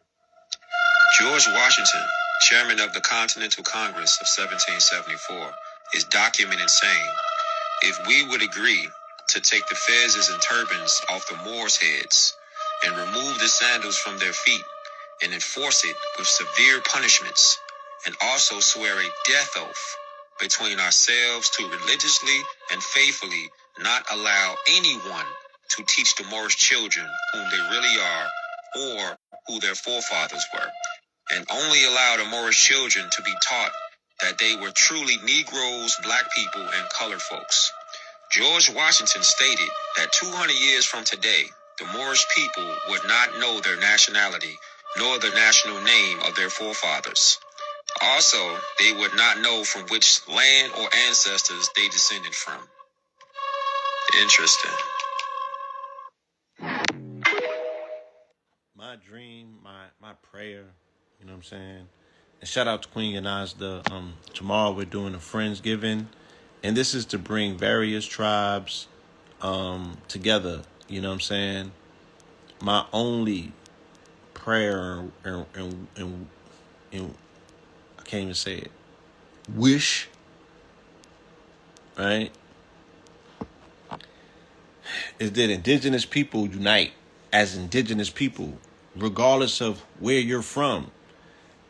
The designation of indigenous, right, brings you under the safety of what's called the UNDRIP, which is the United Nations Declaration of Rights for Indigenous People, there's a lot of redress. There's a lot of ways that we can move globally, right? To get these people uppercuts if we move as one, indigenously, diasporically indigenous. Shout out to my brother Human. He shared that term with me last night. Diasporically indigenous, right? Don't matter where you from or what your story is. It's all been denuded and convoluted by the colonizer anyway. What do we have in common? We indigenous. What else do we have in common? Yo, these people came here in the name of Christendom and turned our high society upside down in the name of Christ. What else do we have in common? There's somebody on our stolen land. There's somebody on our land that has stolen our land, that has destroyed our culture. We need to get that back. I don't care if you call yourself this. I don't care if you call yourself that, right? And some of you made treaties with him and even participated in it. This is your opportunity to make it right for your ancestors. Right? I cannot condone all of the infighting that takes place even on these social media apps. The Moors is fighting the Indians. The Indians is fighting the indigenous people because they like, look, that's a commercialized name. You know what I'm saying? FBA is fighting ADOS. You feel me? All of this shit. The melanated population is fighting the brown population out west. You feel me? All of these false designations. But Latin America, you have to understand that they have an inner conflict, just like the Negro population has an inner conflict, because you are a consortium of many nations, right? Hypothetically, because you still some, for the most part, we could say, well, show me a person who was not traumatized or sexually and physically affected through the program. If you saying that you come out of this thing called slavery, then you've been touched, right? And your bloodline has been disturbed by Europeans forcing themselves in it. But the Latino is a straight up creation from rape. There's no such thing as a Dominican or Puerto Rican. All of them is byproducts or by babies from rape. So the Arawak, the Taino, and the Carib, right? They raped all of them out of existence and created an entirely new population. The teenagers of the planet are Puerto Ricans, Dominicans, Mexicans, and the rest of that shit that they call themselves through Latin America. Because the only reason that they even call Latin America is because the penis was put into them by the church, or the Church of Rome in particular, or Latin, the people who spoke Latin. And they created these people as an amalgamation of rape. El Salvadorians, Bolivians, Colombians, all of them, they're not their indigenous original selves per se. Well, I can't say that about everybody, everyone that get touched, but they created an entire new population called Dominicans. They created an entire new population called Puerto Ricans. That place within itself means Puerto Riches. Dominican is named Dominican based on the Dominican friars. The entire countries are named after these religious institutions. St. Croix, St. Thomas, St. John's, all of it. The entire Caribbean. But we got to understand that, you know, there was so much. So it's like, can you even picture a Spanish speaking person not speaking Spanish today? Would they even be themselves? Would a Puerto Rican even be considered a Puerto Rican if they didn't have the tongue that spoke Spanish? Because it's so much a part of who and what they are. It is who they are. How can you separate the two? So a person's tongue is who they've become, and they're no longer who they were. They are rape culture. They were raped into existence. Do you not understand that? And they all running around with that seed. Yeah, they know. And now they got the designation to identify with the mother or the father. Right? But not too many of them is like, I'm Taino. I'm Arawak. You know, not too many of them are still holding on to the ancient Indian culture that they come from. So the Mexicans come from an Indian culture, for lack of a better term. The indigenous Caribbeans, or all people in the Caribs, come from Indian culture. They also were doing this. They was extracting the Native American from the Americas, sending him to the Caribbean. They was extracting slaves from Spain, or the Moors who fell in Spain, and they were sending them to the Caribbean. They was also extracting Native Americans here and sending them to Spain, and then sending those prisoners across to places like Haiti and other places, right? And they even sent some of them to the continent and started entire colonies and countries called Libya and shit like that. We confused as a motherfucker trying to get the story together because you don't understand the navigation. When they say slavery and transatlantic, sometimes they just talking about from the Atlantic coast of the Americas to the Caribbean, or vice versa. Dr. Ben, who had a master's degree in Moorish history, said that the first ones that they brought to Haiti came from Spain, and those was the Moors that was captured after 1492 when the empire fell. These was the spooky Africans who came with the quote unquote West African magic that becomes voodoo. And then they start moving these people all around from coast to coast. And then we think that it's about them bringing people all the way from Africa. Them people went to Brazil and they went to the Caribbean. They did not necessarily come here.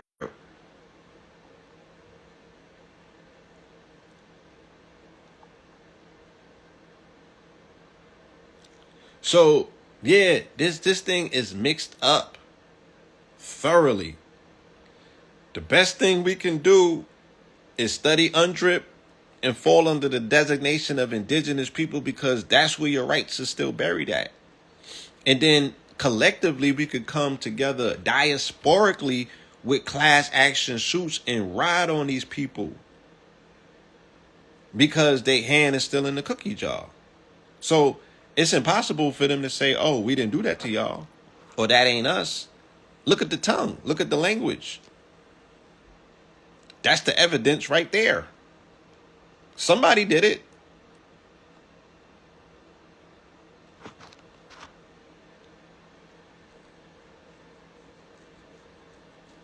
Right? Shout out to this. Somebody sent me this link the other day, and you can go on YouTube now and catch the original interview that we did with Horace Butler on our Know the Ledge platform. It's a video on YouTube now, and you could go and catch it. You know what I'm saying? And then you can hit up Horace Butler's page, and again, everything that he says, it fucks up everybody's historical record. Anything that you thought that you knew about yourself or who you were, when you read Rocks Cry Out, it's gonna change everything anyway. I'm here for it all, because what I do know is their story is the one that's not real. We know that for a fact. But they done fuck history up so much from hiding who you are from yourself that you almost have to, like, you have to throw everything out damn near and almost restart all over again. So this video was from 8 years ago, but our interview with Horace Butler may have been older than that. But nonetheless, you can go on YouTube and Google this, the Ancient Americas in the Bible, When Rocks Cry Out. It was an amazing interview with Horace Butler.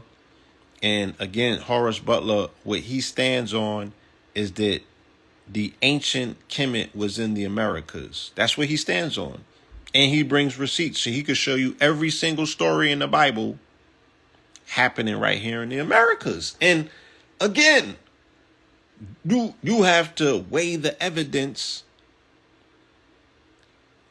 You got to weigh the evidence and go and do the research, right? So after we've interviewed him and read the books and things of that nature, you know, started doing some more research. And there's a lot of truth, you know, to a lot of things. I mean, I'm comfortable to say, yeah, I don't know nothing as it pertains to the historical past.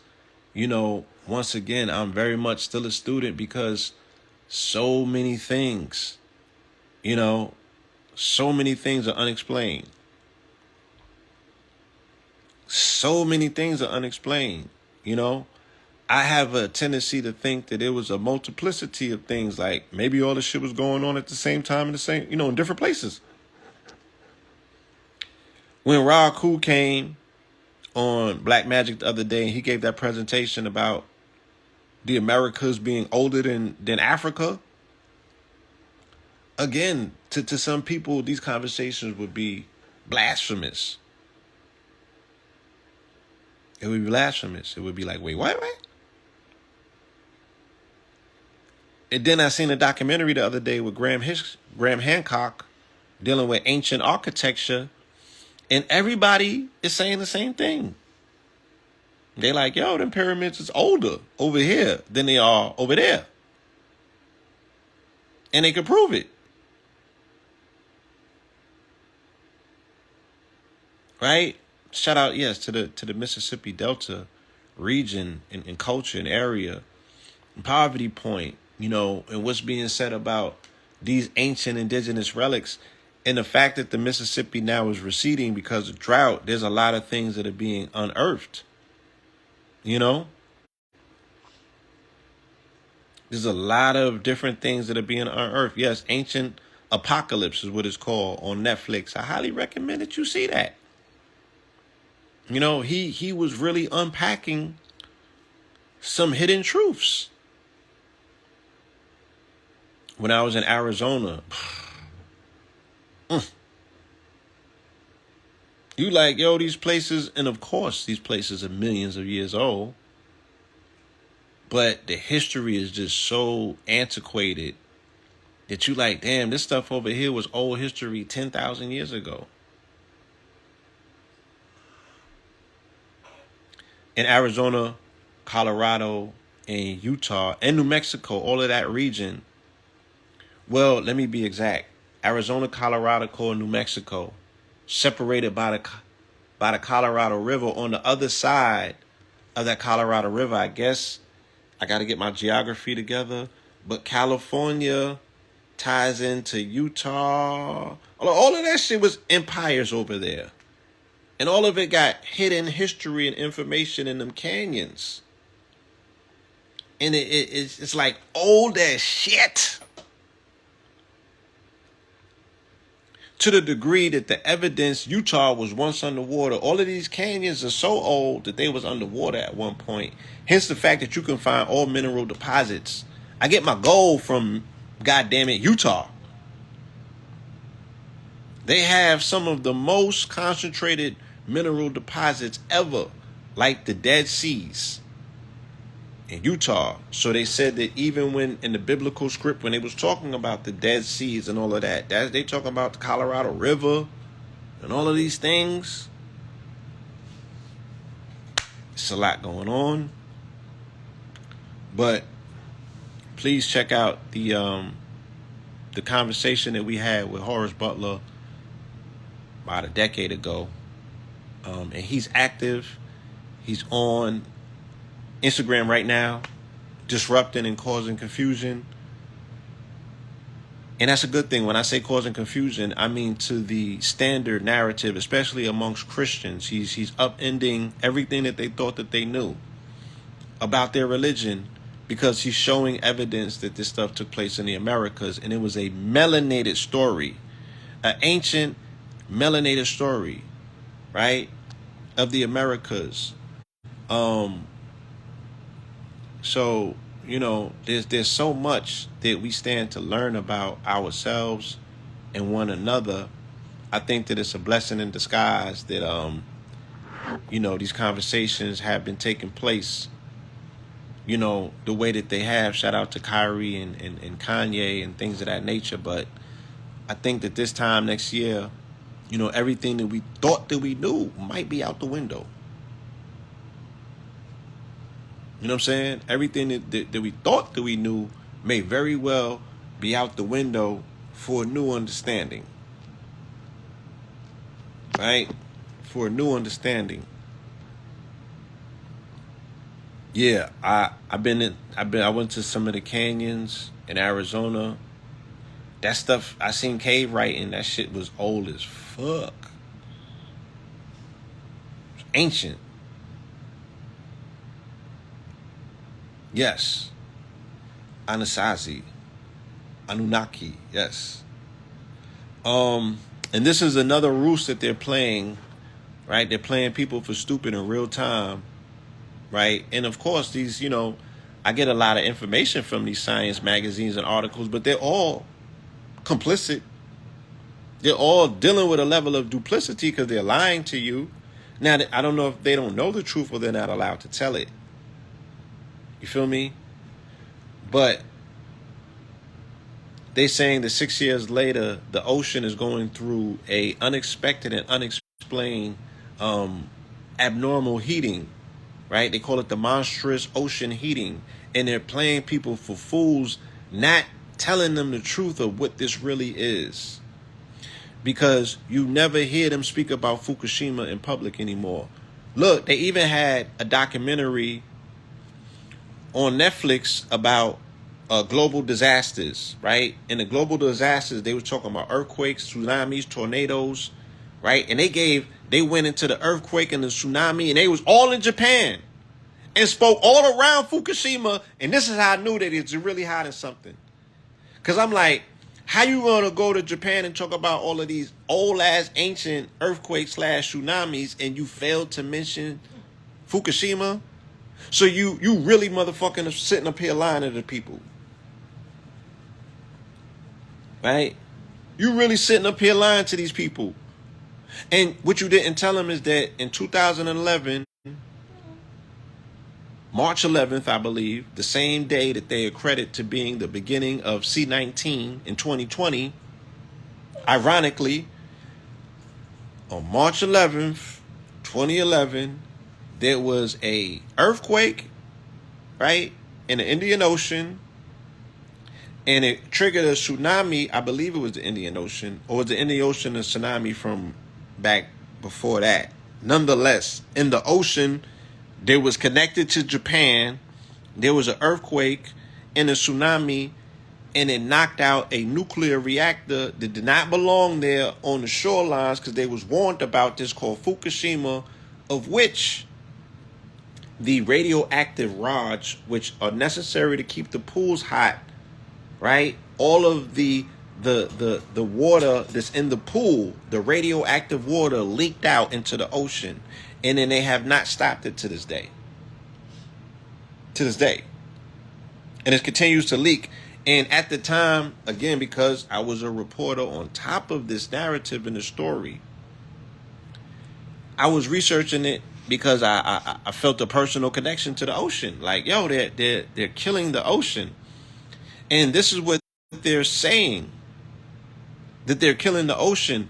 How are they going to make a redress for this? How in trouble are we as a people, as a population? Because this is when the conscious community was talking about the sky is falling and the earth is about to end. So I'm primed to look for earth-ending catastrophic events. And I'm like, oh shit, this might be it. Less than 6 months after that, they ran articles, right? Of which I'm sure that I have these links and these articles somewhere in my archive, right? An Australian sailor went around to the ocean and he said the ocean is dead, right? They could not find no marine life in the ocean. And this wasn't a hit job article. This was an article that they had to force to get out, and it didn't stay around for long. But he was telling the truth about what he was witnessing out there in the ocean. Ironically, right? After that, the oarfish These are deep subterranean animals that have never been seen on the surface, only in mythology. All of a sudden, they started unearthing and beaching themselves on California oceans in particular, disconnected to the Pacific. All of this was taking place in the Pacific Ocean. Yeah. You feel me? All of this was taking place in the Pacific Ocean. They were cooking the ocean alive. We had an episode with an elder named Mata G, right? Shout out to her, which means mother. Salute to Mata G. Mata G is globally recognized as a spiritual leader. She lives in South Central LA, where she has an ashram at. In South Central. I used to go to Sweats at her crib. When the Dalai Lama and all world spiritual leaders used to come to the US, they would go and see this little lady in South Central. So for those of y'all who know and remember or know anything about Mata G, right, a well-respected elder in the international spiritual community, understood as a mother, we did a program with her in 2011 where she said, look, this shit is affecting the Orisha at the bottom of the ocean. She was like, the mermaids and all of them are being destroyed and desecrated by this radiation. They consider it attack of the highest form of spirituality. She said, oh, look, Coon and them was getting burnt. Oh, Sean and them was getting they feathers and they fins burnt. Namor and these niggas was under attack. Radiation. Google and look up Fukushima to see how hot that radiation was, spilling into the ocean, cooking it in real time, and they never followed up and told you what happened to that radiation. But now they want to mysteriously say, nicknamed the blob, the large patch of abnormally warm water covering a section of the Pacific Ocean from 2014 to 2016 behaved just like a B-grade horror movie, having a devastating impact on a wide variety of species. I bet it did. So what did I do? I fucked around and moved to LA or the West Coast in 2012 so I can appeal to my people in real time to tell them, yo, do y'all know what's taking place? You might want to not eat seafood. And then this is when I brought sea moss into the conversation in Los Angeles in 2012, 2013, and almost got laughed up out of there. And I'm cool with that. Because they was not ready for sea moss in 2013. I don't care what nobody say. I'm telling you the truth. Sabi wasn't a household name, right? And if the gurus didn't say it, right? So David Wilcox didn't say it, because they got a white conscious community out west, and then they got a black conscious community in LA, which is very small, and it operates out of Leimert Park. So I remember Umar asked me to open up for him 2014 probably. And I opened up for him at a spot called Blessed Love. Shout out to Ross Bob and his wife. Beautiful wife and family. And I was going in, unpacking shit, right? I even had sea moss with me. I had my 7 Heaven. And it wasn't a sales pitch. I was really explaining to people what these dangers was about the radiation that was in this ocean, coming off of this ocean, right? And appealing to them. Like, look, y'all, this is serious. And because y'all a melanated community out west, you're going to be the dumping ground for all of this radiated fish, the seafood. Don't eat seafood coming out the Pacific. Man, I got a standing ovation. They applauded me and everything, only to be like, we're going to take a break. And, we serving fish in the back. When I say Negroes knocked me over to get online, to get that fish right before Umar came up. I don't blame Umar for this. So the shit, it go in one ear and out the other, right? people don't prioritize this information. You know what I'm saying? They just listen to us talk, and it's almost like this shit is entertainment. And it broke my heart, but I was still like, all right, I get it. You know what I'm saying? It is what it is. You feel me? And then you can't take it personal because, one, that's a lot of information to lay on people. Two, they already had their minds made up because they was hungry. And three, you got to dust yourself off and try again. Our people are, what did Bobby say? Hard-headed and stiff-necked.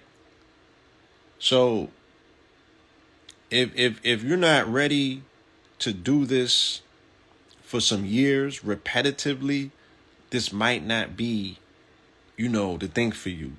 You know what I mean? Because people are going to come around to the information when they're ready. Now everybody sells CMOS. Now everybody's into CMOS. Now everybody's talking CMOS.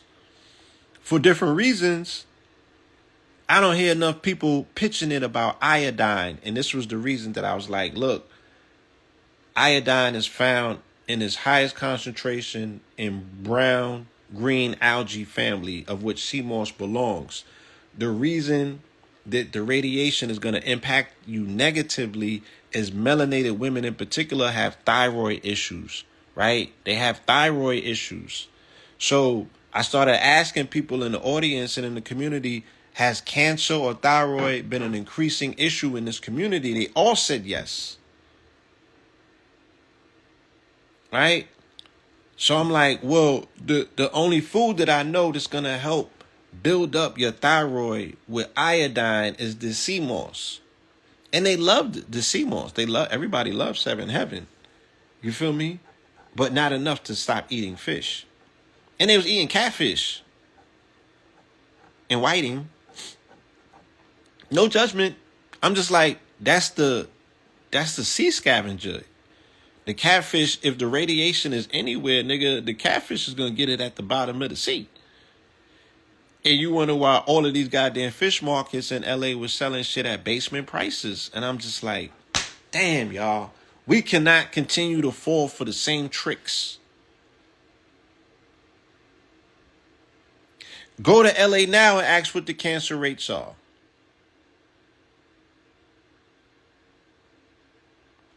But we're not putting 1 and 2 together because we're contingent or dependent on people who have not us in their best interest to tell us what's in our best interest. That's a dangerous space and place to be in right now.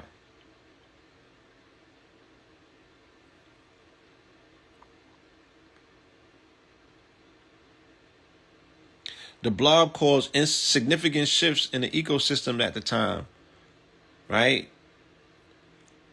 So if you mess up just one thing in the ecosystem, you can throw the entire ocean off.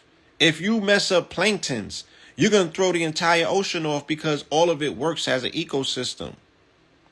While the levels of sessile invertebrates, filter feeders attached to reefs have bounced back overall, the number belonging to the invasive species were the Sephora, Sabatra, and Bugula Neratina have boomed. These are the types of bryozoans, tiny colonial tentacle animals that essentially act together in groups as single organisms.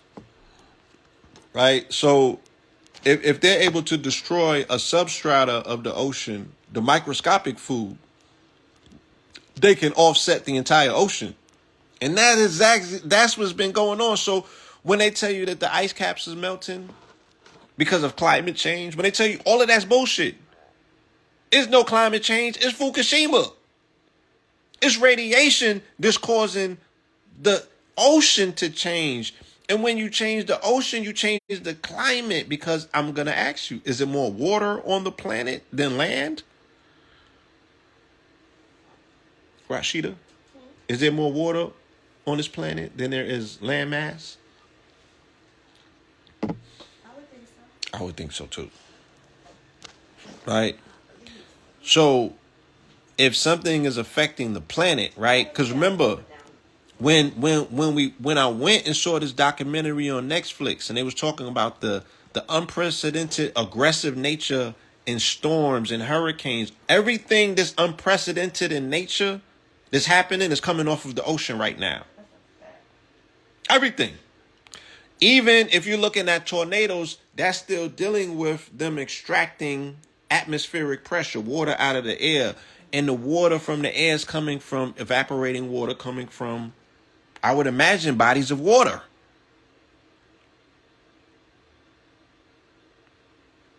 Right? So, again, if you destroy the plankton in the ocean, you're ultimately going to destroy the ocean.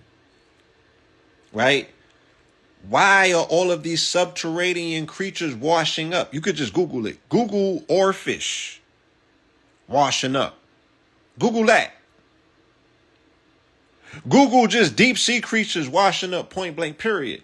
And you're going to see all of this stuff that has been coming from the depths and the deep depths of this planet, unearthing and beaching itself. You know how far they got to come up from the bottom? Something is burning their ass for them to come up here, because they would not do it.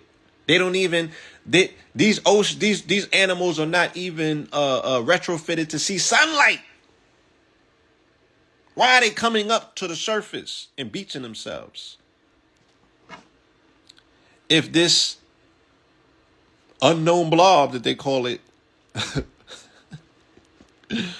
if this unnatural blob that they keep saying, right, ain't burning their ass up. Yeah, now you see why I'm shadow banned.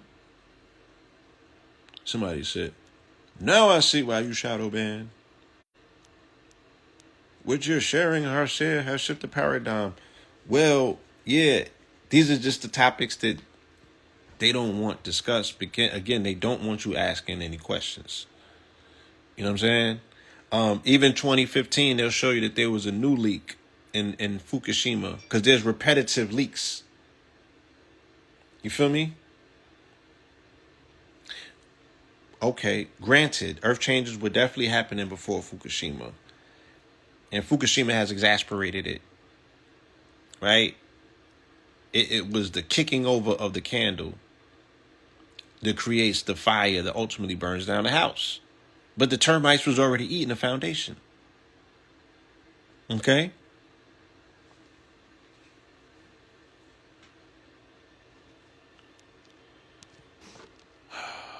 So, let's be very mindful, especially getting in those oceans, especially on the Pacific. It's a lot going on in the ocean.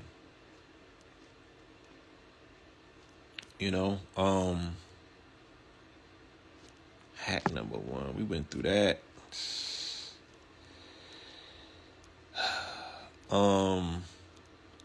Let's end it here. Well, let's go back here. All right, so I just want to share this before I go back here. Let's go to this thing real quick.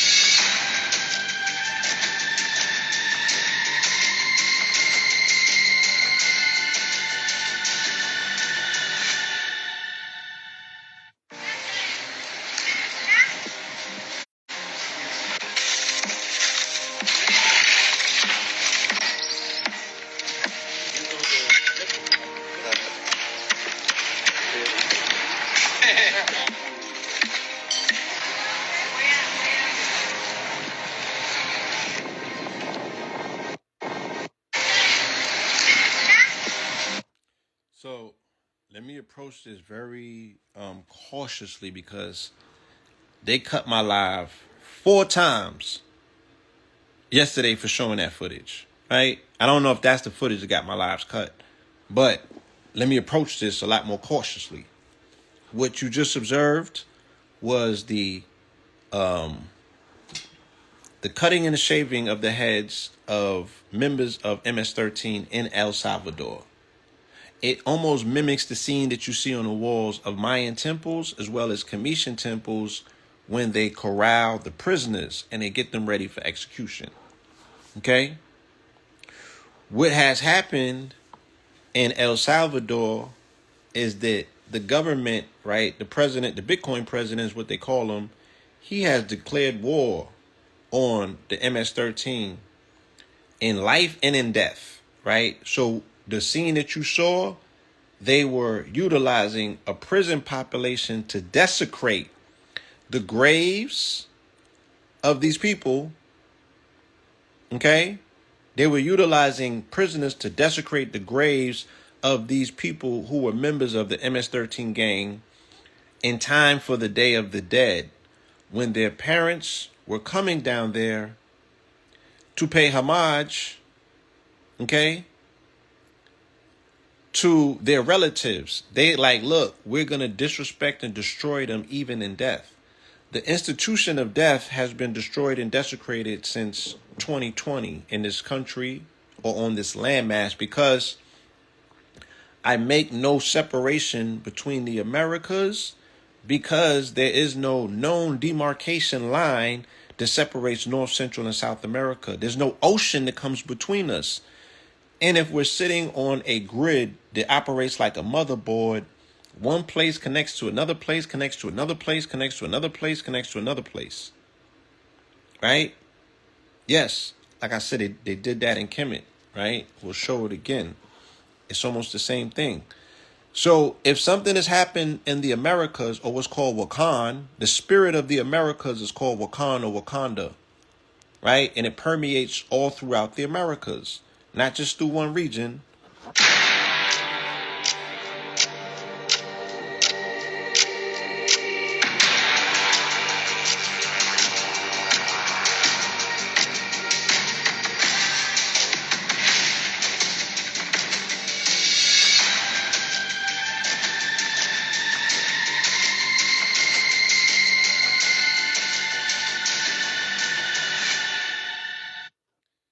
Now, again, that's right off the walls of Kemet. That's right off the walls of the Mayans, right?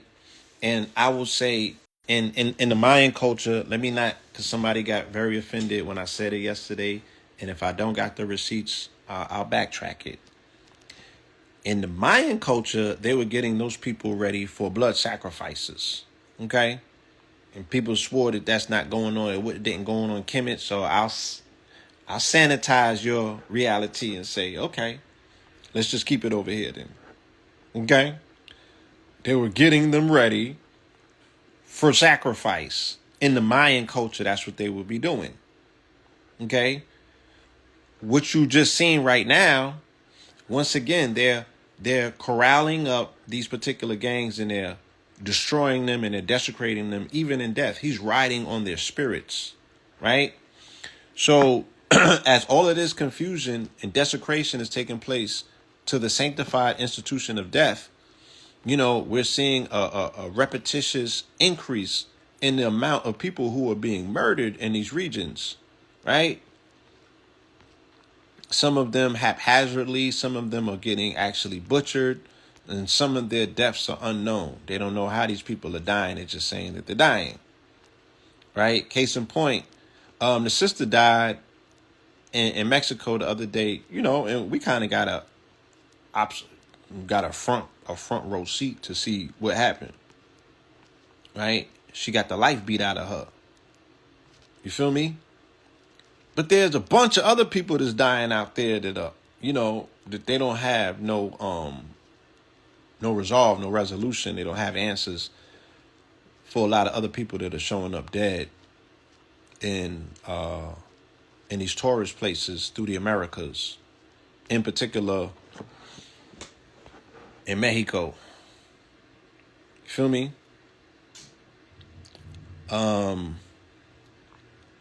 So there's a lot going on in terms of the energy.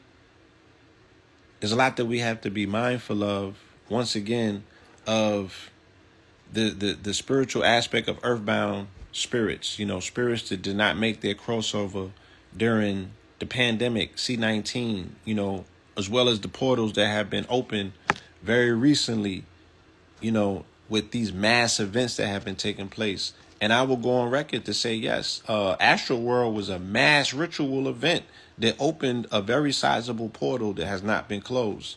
And that portal was exasperated by it being broadcast via the media all over the world.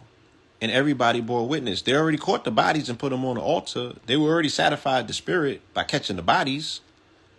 And then you exasperate that by making it a media event and beaming the images around the world. And people sat there in audience and observed it and tried to dissect it. And niggas was internet sleuths and everything. No, you participated in the ritual, right? Of which things ain't been the same since. Now, whether this person deliberately opened the portal or whether this person haphazardly opened the portal was still open. And the evidence of it we can see in society to this day, all the way leading up to Houston 2 weeks ago, right? We can see how that energy is still jumping around the place, causing confusion. People say Houston ain't been the same ever since, right? So, with all of what we know, right, about this destruction and this desecration of the institution of death, and here we are in the month of Scorpio, you know, speaking about how important and how sanctified that institution is, because it's contingent upon regeneration and repopulation. And, you know, this is how the souls got to come back and do the cycle, right? Now they're telling you the cycle is disrupted because reproduction is off. No, death is off. When you offset one thing, you offset all things. Pun intended. Right? When you offset one thing, you're going to offset all things because it has a chain reaction. So they're saying that people are not populating this planet at the same rate anymore. But what they should also be saying is that people are not dying dignified in the same way anymore either. So if a spirit is earthbound and it did not make its ascension, that spirit has not been prepared. Y'all seen, what's the shit called? 22? What was it called? Soul. Yeah, y'all seen Soul? Right? You could tell these spirits coming through now, been waiting to come through for a long time. These are not turnaround spirits. These are spirits that they send when they need some real shit to get done. These babies ain't cracking no smiles. They ain't playing no games. They look like they came here for business. They look like your grandparents. Right? But now they have seemingly disrupted the cycle where the population is off and death as an institution has been destroyed and desecrated. Right? And as we're looking for truth, as we're attempting to make sense out of what's going on, right? We cannot allow ourselves to be made fun of like this. You feel me? So again, it's bad enough that this young lady died mysteriously in Mexico at the hands of a woman that we don't know whether it's a woman or a man, right? Because, again, what happens? Mars in retro happens October 29th. Boom. This happened at the same time. Offset dies a day after that, right after Mars comes into retrograde, right? To show you that the brotherhood ain't what it looked like, right? When you break up the brotherhood, when you break up the Migos, right? When you break up what has been the archetype for brotherhood, then it allows for entities to get in wherever the weak link exists. So what is the weak link in the infinity link? Right? The entity or the energy got to find where's the weak link at in this infinity links. And it found the end and it took our brother out. Now we can see on the opposite scale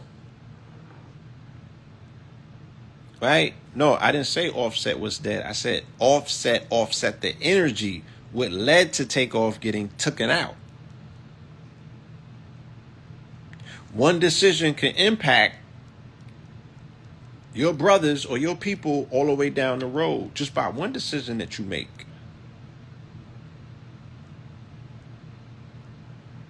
Right? So now we see it manifesting itself by way of the sisterhood. Whether that was a trans man or not, we saw a woman beating up another woman and she beat her to death.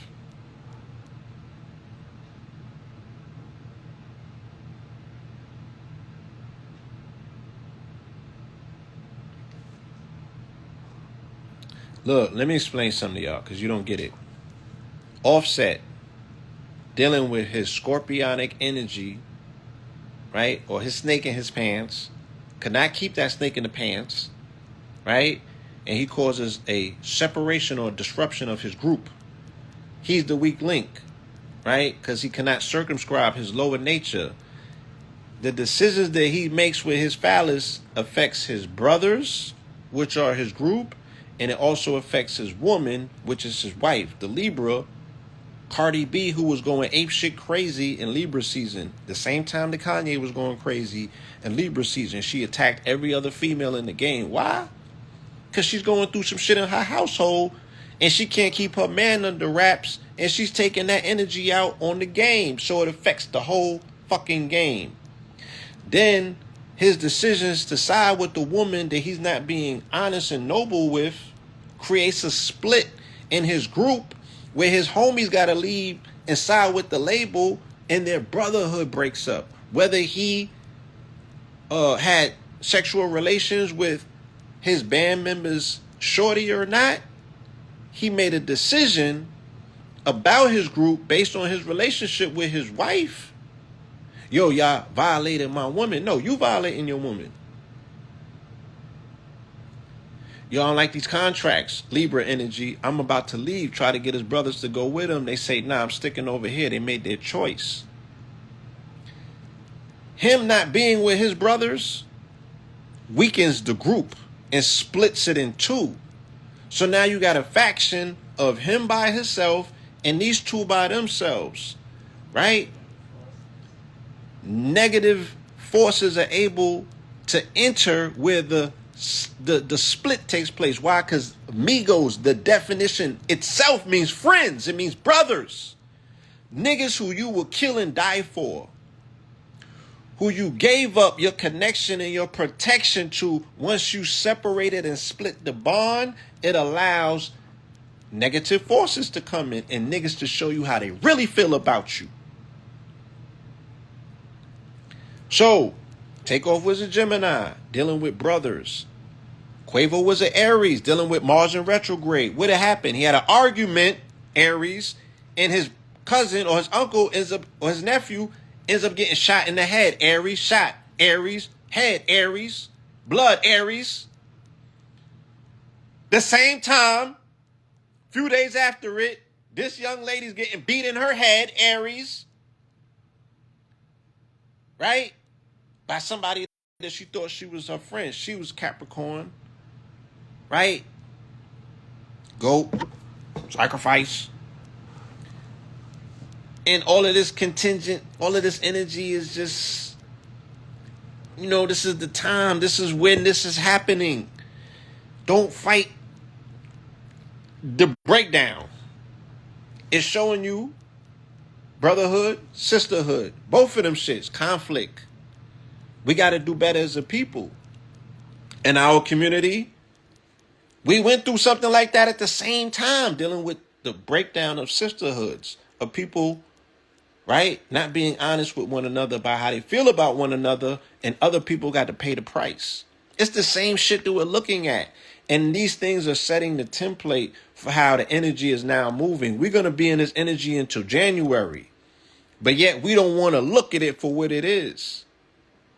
And everything that it needs to be, everything that it needs to give is given. But it's giving you the opportunity to be accountable and take responsibility for yourself, the people that you call your friends, your network, how you move, when you move, and your values, because that's what that moon was about in Taurus. Taurus is the sign of values. So this shit is about values. Why am I in Mexico with people that I don't fuck with? Where your values at? Right? Look, this other young lady that died, and I don't want to, please don't take this the wrong way. I don't want to speak ill on the dead just by asking questions. But this young lady who died, they said that they died from carbon monoxide poisoning in Mexico, right? Said that she was on the phone with her boyfriend at the time when she said that she wasn't feeling good, and he called the authorities because she lost consciousness on the phone. And then when he sent the folks, they found that she was dead along with her two friends. I'm like, homie, what was your shorty doing in Mexico with two niggas going to do Day of the Dead ceremonies? Y'all didn't see that? Remember that meme and shit when shorty called from Mexico? She like, all with my friends. The nigga tearing it up from the back.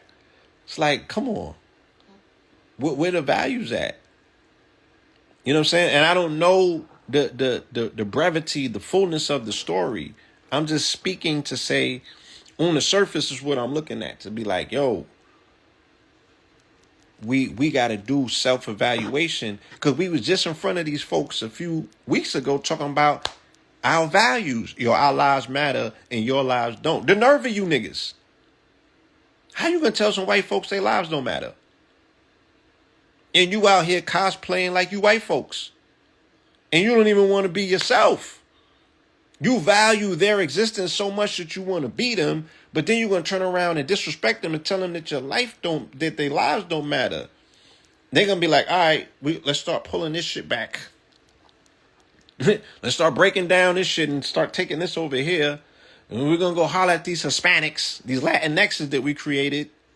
Maybe they're a little bit more appreciative of this Christianity that we brought over here, and we saved them from savagery because they told them the same story too, and they believe it. That's why them niggas don't want to be black, quote unquote. So if we're dealing with this confusion, right, and all of this shit that's going on, you know what I mean? Why are you gonna cosplay a Masonic sacrificial ritual?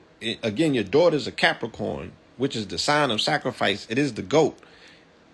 Her parents is going to get on national TV, sitting on a checkered floor between two pillars, dressed in red and blue, right? Which are the Masonic colors for the goddamn lodge.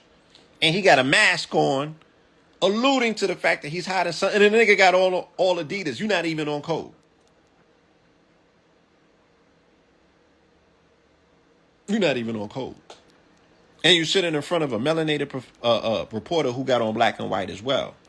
And then the pillar that's illuminating right next to you is a blue pillar, and blue deals with illusions.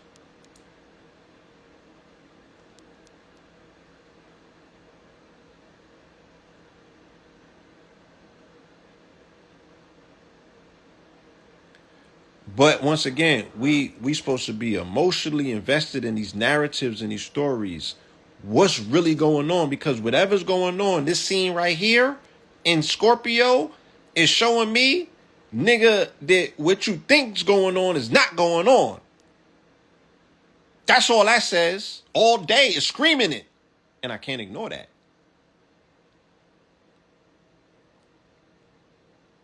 Once again, okay, they do color codes on the news. This is the same shit that I opened up speaking about. If Beyonce volunteered herself to be in a video and she didn't know that her stylist was going to put Baphomet on her, she gets one opportunity to say that you don't know and you fucked up. You get one opportunity. Everything after that, you complicit. How you a multi-million-dollar artist or what have you, and you're not in control of your image or how they brand you or put your image out to the rest of the world? So it's the same thing, right?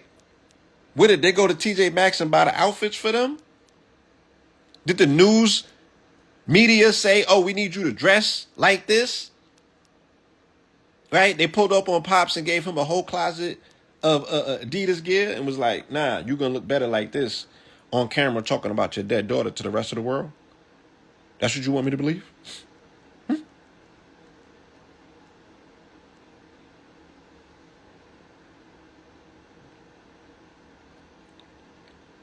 Something don't add up. Feel me?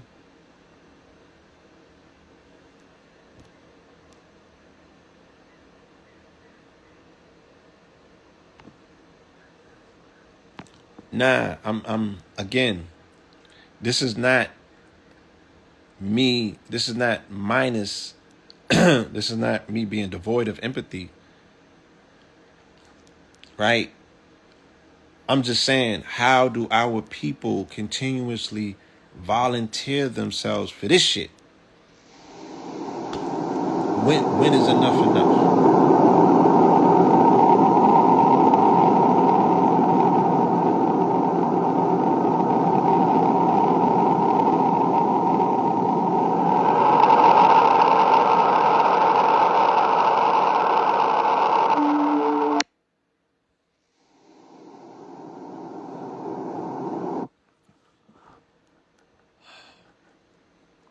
Because again, I don't understand this thing where everybody on the internet becomes cyber sleuths. You feel me? The girl killed her. What else are we talking about?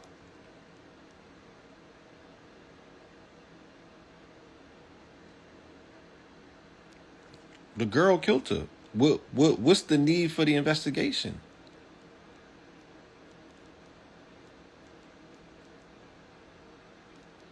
So I don't even, the whole internet is internet sleuths and you know what I'm saying? So if we want to become, it's cool for people to be internet sleuths and delve into people's tweets and where her friends are and their sexual orientation and shit like that. But I can't point out the obvious. And this is not devoid of me having empathy for their loss as parents. It's a terrible situation. And it's exasperated by the fact that there's video of your daughter getting killed online. So I would be more so concerned with that.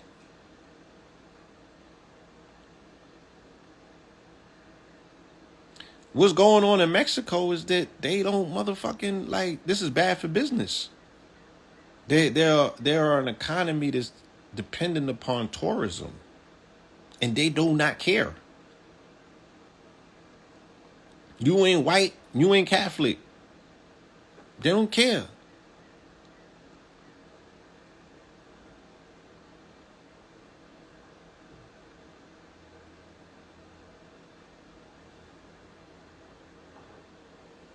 Yeah, I mean, yeah, nobody knows what's going on in this particular narrative of this story. I'll be in Charlotte in a few days. You know, I'm sure they will hear some more information.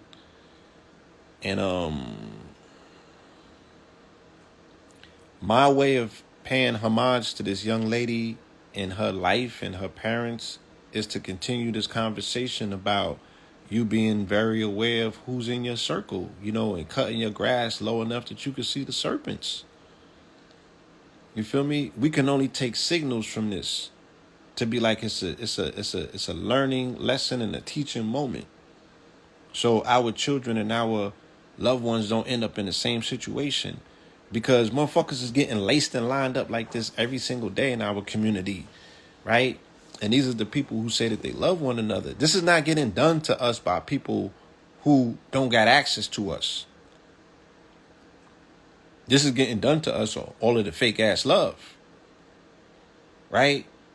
And the fact that we don't have our values in the right place, so we're gambling with our lives. Like Takeoff was in a situation. He wasn't gambling with his life. He know that he didn't want to be there. You could kind of tell it in his energy. But he's running with the crowd. You feel me? He's running with the herd. Let's go back. And he's being left no decision to make individualistic, conscientious decisions for his own protection.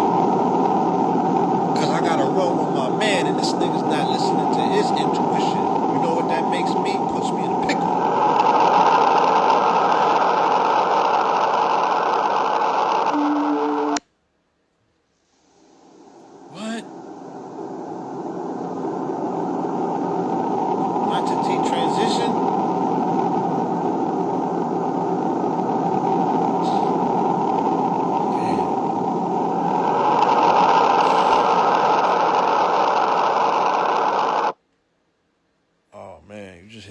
humdinger. I'm sorry to hear that.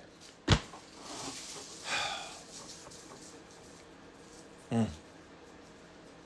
for real, for real? Hmm? For real, for real? That's what somebody just said in the chat. I mean,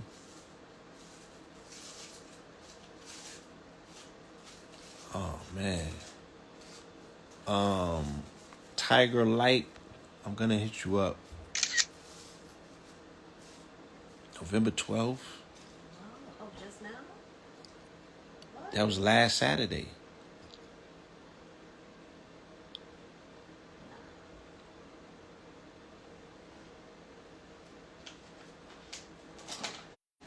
No, people don't only lose their lives from running with a crowd. You know, Takeoff was killed by a stray bullet as well. There's a lot of people in our community that are being killed by stray bullets, right? And again, it's a macro, micro conversation, and I hope that I'm able to have it without Just know how to being disrespectful, right? So there's situations in our community where people are being hit by stray bullets based on arguments, based on toxicity, based on proximity to people who are targets. You feel me? So these things have micro and macro implications. Have you ever heard the term, watch the company you keep? Birds of a feather flock together. You have to, y'all are around each other for a reason. You attract certain people for a reason. And 9 times out of 10, it's a reflection of some shit in you. And if you're able to look a little bit objectively, you can start seeing the patterns in yourself and the people you surround yourself with. And you start feeling shit. Is the energy in the air? You know, I feel like I don't need to be out here. I don't need to be on the road today. I don't need to be outside today. But these my homies. I'ma go anyway. And boom, you end up being a stray. You know, you got 2 homies that's always on some bullshit. They got a bad attitude, or they just, you know, they off the hinges. They can't control themselves. You know that. So, you know, common sense will tell you eventually, especially when something's in the air, that nigga gonna pop off. And because he don't give a fuck about himself, he don't give a fuck about you either, your well-being, it's all about his emotions or how they feel at the moment and what they want to do. So it's not that, oh, just because I'm hanging out with somebody, I could be killed. You could be killed in your house, go to the bathroom, slip and fall and break your fucking neck. This is about patterns. It's about energy and shit that y'all notice, but you want to pretend like you don't see until shit get bad. And it's like, oh my God, I don't know what happened. Right. You know, So again. when somebody like you is explaining this to you, you have to have a certain mentality to say, I got to keep my eyes open. There's shit that we always notice that now is the red flag challenge, but we ignore it. And then want to spend time on details, semantics, and technicals. That's not what it's Right. about. And person said, and you're right, you don't have to be around nobody to attract death. Granted. I'm only saying what I'm saying because sometimes people take things so literally, like, oh, so now I can't go on a vacation. Now I can't hang out with friends because they might be jealous of me and want to beat me up till I'm dead. But you know which friends is jealousy. You know which friends you don't need to be around for certain situations, and that's all the niggas trying to explain. Yeah. Especially when shit is going on in the cosmos. Utilize that information, analyze the data to know, hey, maybe I should sit my ass at home today and not be around nobody. Period. Yeah. This is honoring your energy, honoring your consciousness, you know what I'm saying? Honoring your signals, honoring your signs. You feel me? Because it very well, you could be in a crowd, you could be by yourself, whatever. You're gonna get some level of indication that something might not be right. And I was speaking about this, you know, not trusting people who don't trust themselves. And what I was explaining about you not trusting yourself is your intuition, your gut feeling is going to tell you what you need to know. We often overlook, you know what I'm saying, those inclinations based on whatever prejudices we have about ourselves. Nah, you know. And then, you know, we're often made to pay for faulty decisions that we make with faulty information. The faulty information that you are moving with is that you're not listening to yourself. For whatever reason, you have created an altar in your own mind and set up competition against your intuition, and you lying to yourself, and you could end up losing your life like that. By lying to yourself, and then I can't trust you around me because you over here lying to yourself. How can I trust you if you don't trust yourself? That should be a given. So we are all tasked to work more so on our own personal intuition. You feel me? So we can trust ourselves. And then we can be valuable enough to bring ourselves around other people. You know what I'm saying? And create that force field of trust. I know when I feel something, I'm going to move with it. If somebody else feels something and they going to move with it, I'm going to be able to what? What I said earlier, listen.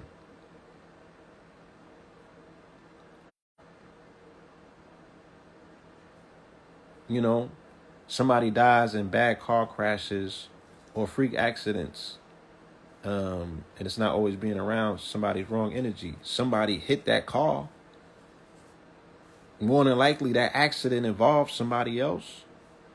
So you don't got to physically be in a crowd of people. Your interaction with that other person's energy is an indicator of what took place. And I'm sure if you looked in that person's chart, it would speak specifically that there was some sort of square, some sort of transit that identifies where this energy can manifest itself. So, yeah, it's not just one thing, right? But again, if it's your time, it's your time. But I'm speaking about an energy that's present on this planet right now because of Mars in retrograde, right? That's it. And we can see the evidence of it.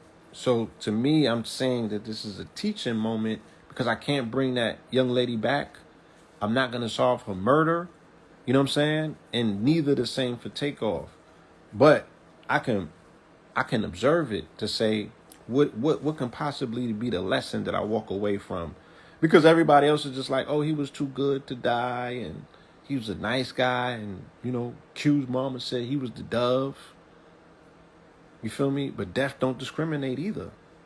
And it's not true that, oh, only bad people die. That's not true. Right? Again, we're looking at death like it's a stain. All the good ones is gone, so that shit gotta be the shit. Yeah. Shit, if all the good ones is going, then maybe that's saying something very noble about the institution of death. And they don't come back and stick a foot up certain people's asses? Shit. That shit must be the shit. Just saying. That's a teaching over y'all. Damn. You know? Just be observant. Oh, no, I'm not. When I transition is when it's time for me to transition. You feel me? I'm not in a hurry to do it either. Because I got things that I need to do here. But when that's no longer the truth, or I got something to do on another plane, then I'm going to disengage from this particular existence. You know? But yeah, I am one of the people who advocate for celebrating, you know, after a person is transitioned, as opposed to being sullen. You feel me? But I ask myself all the time, like, when you lose a parent, are you still going to have that same energy? And we're not going to know until we know. If you was to lose a child, would you have that same energy? Not going to know until I know, until I'm put in that position. But I have these conversations with myself, to be honest with myself. You know what I'm saying? And again, we're in Scorpio season, so we could talk about death honestly. And not treat it like it's a stain on humanity. No, you have to transition. It's a natural part of life. Right? It's the book into this existence of yours. You're going to have to transition one day. We're going to lose our parents.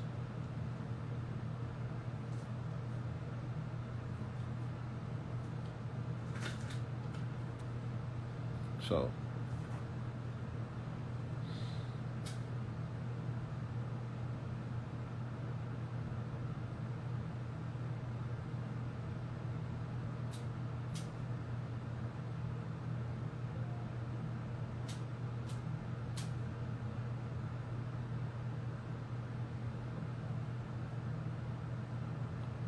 and I wish I could reach out and hug everybody in this comment section that is expressing their losses.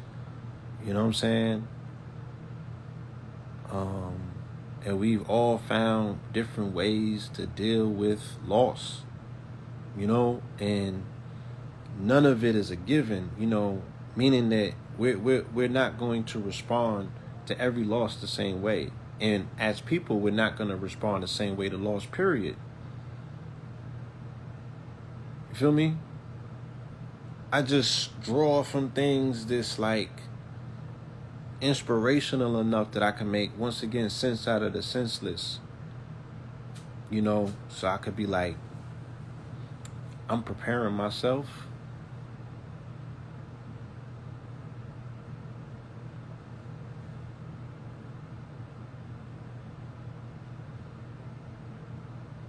Yeah, we're alive in another multiverse, but people are very much engaged with life in this dimension. You know what I'm saying? We are infatuated with life, even though we gamble with it so much. You know, to us, the only thing moving is life. That's what we value the most, so it seems. You know, because everything else that we lose, you know what I'm saying, it could be replaced, and it really don't, it's not that serious. But when somebody loses their life, it's a wrap. So, and that's what brings people together the most, so that's where the value is at. The value is in the life. My thing is this: rather than ignoring it or pretending like that ain't what it is, I'm saying if we value life that much, let's get to living. Because a majority of us have not even lived yet. But we value life, but we have not even tasted the true offerings. And I feel that when you find something that you're willing to live and die for, then you truly have arrived, you know, at life. When you truly find yourself something that you like, man, I love this thing so much that I would die for it, then you release yourself from the bondage of death and you're actually allowed to live. Because you got to get past the fear of death. You know what I'm saying? And it's not easy. It's not easy. You feel me? So, these parents lost their child. Our heart is with these parents. You know what I'm saying? Our heart is with their loss. You know, we all felt something for that young lady who technically we didn't know, that we met her on camera while she was being killed. We want justice for her. You feel me?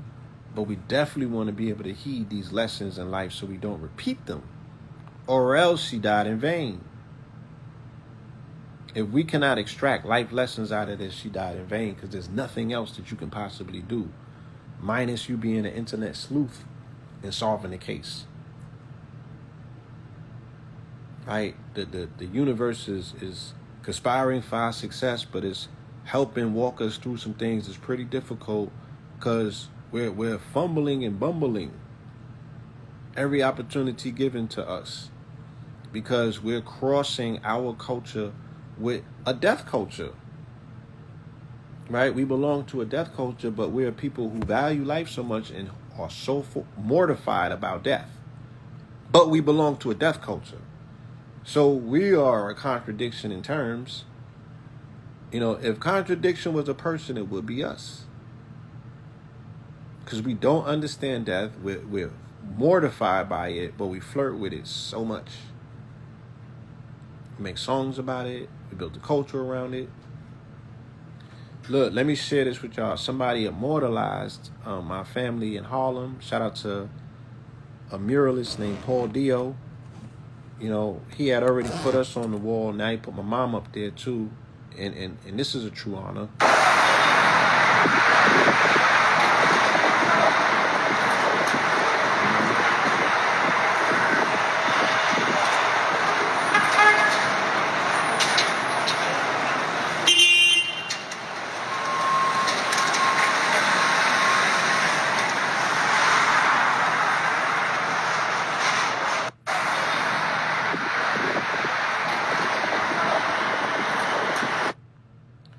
So, in the event, right, that my mother transitions, because I think, one day it will happen.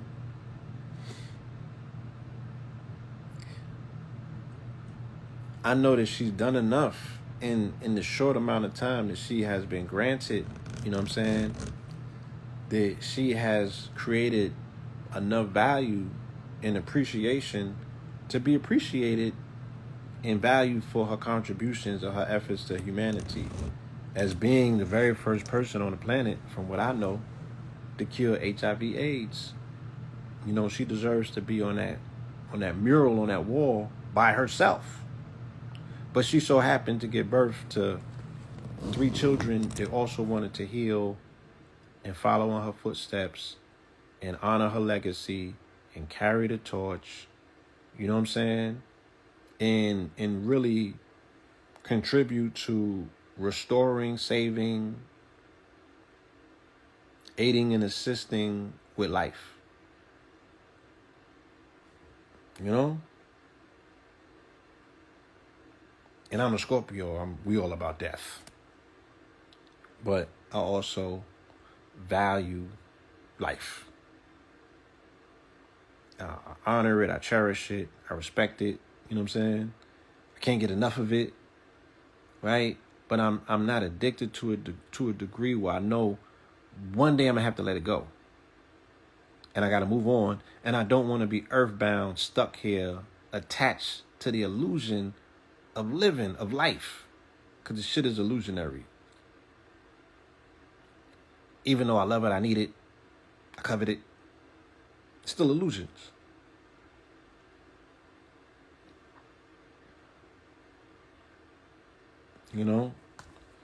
So you do what you can with the time that you have, because it's fleeting. It goes like this. It goes like this. And then you on to the next. Feel me? And we don't even know what the next entails. But while you're here,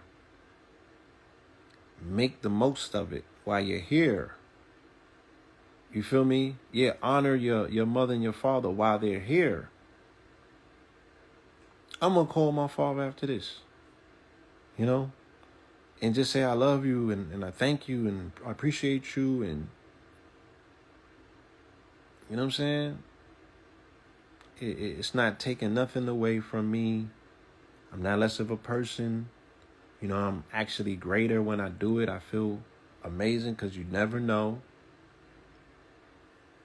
And if I've been bestowed the honor of still having these people accessible to me in real time. So trust me, for the family that's here that do not have, their parents in their lives for whatever reason, I empathize with you, and I pray that we all can find the strength. You know what I'm saying? I pray that we all can find the strength. Whew.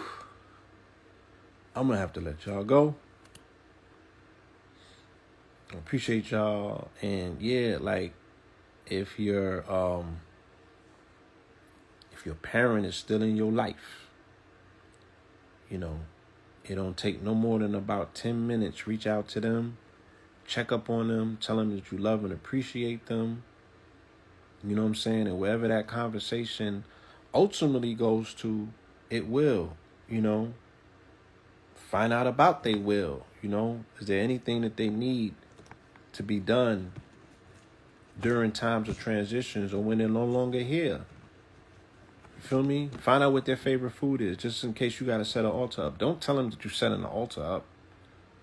Be like, what's your favorite food? You know, I know that my daddy needs some cool miles.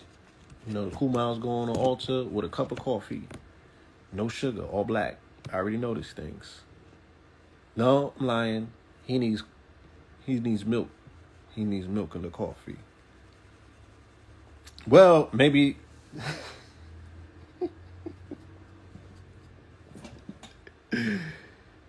yeah, maybe the coffee's black. I think that the milk he used to always make me go and get was for his cereal. So he need the soggy ass cornflakes with the milk in it. Right? At least we got him down to 2% skim milk now. With the coffee, with the sugar, about 8 scoops, with the cool miles. Sitting on top of a jazz record, preferably John Coltrane. And he would be ecstatic, and we would create a cosmic throughway that he can always come back through, because I'm gonna really be putting on the hits for him. You know what I'm saying? And making him appreciate it, to be like, look, you got a home here. Yeah, and these is your parents, you know what I'm saying? These is the ones that contributed the chromosomes that made it possible for you to be here. Everybody don't got the same relationship with their folks. You know? Do whatever you can to make it make sense at the end of the day. You feel me? Because we all got different situations. And I cannot speak in general for everybody's situation. But make it make sense, y'all. You know, you owe it to yourself. You owe it to yourself. You know? All right. Peace, y'all. Peace to the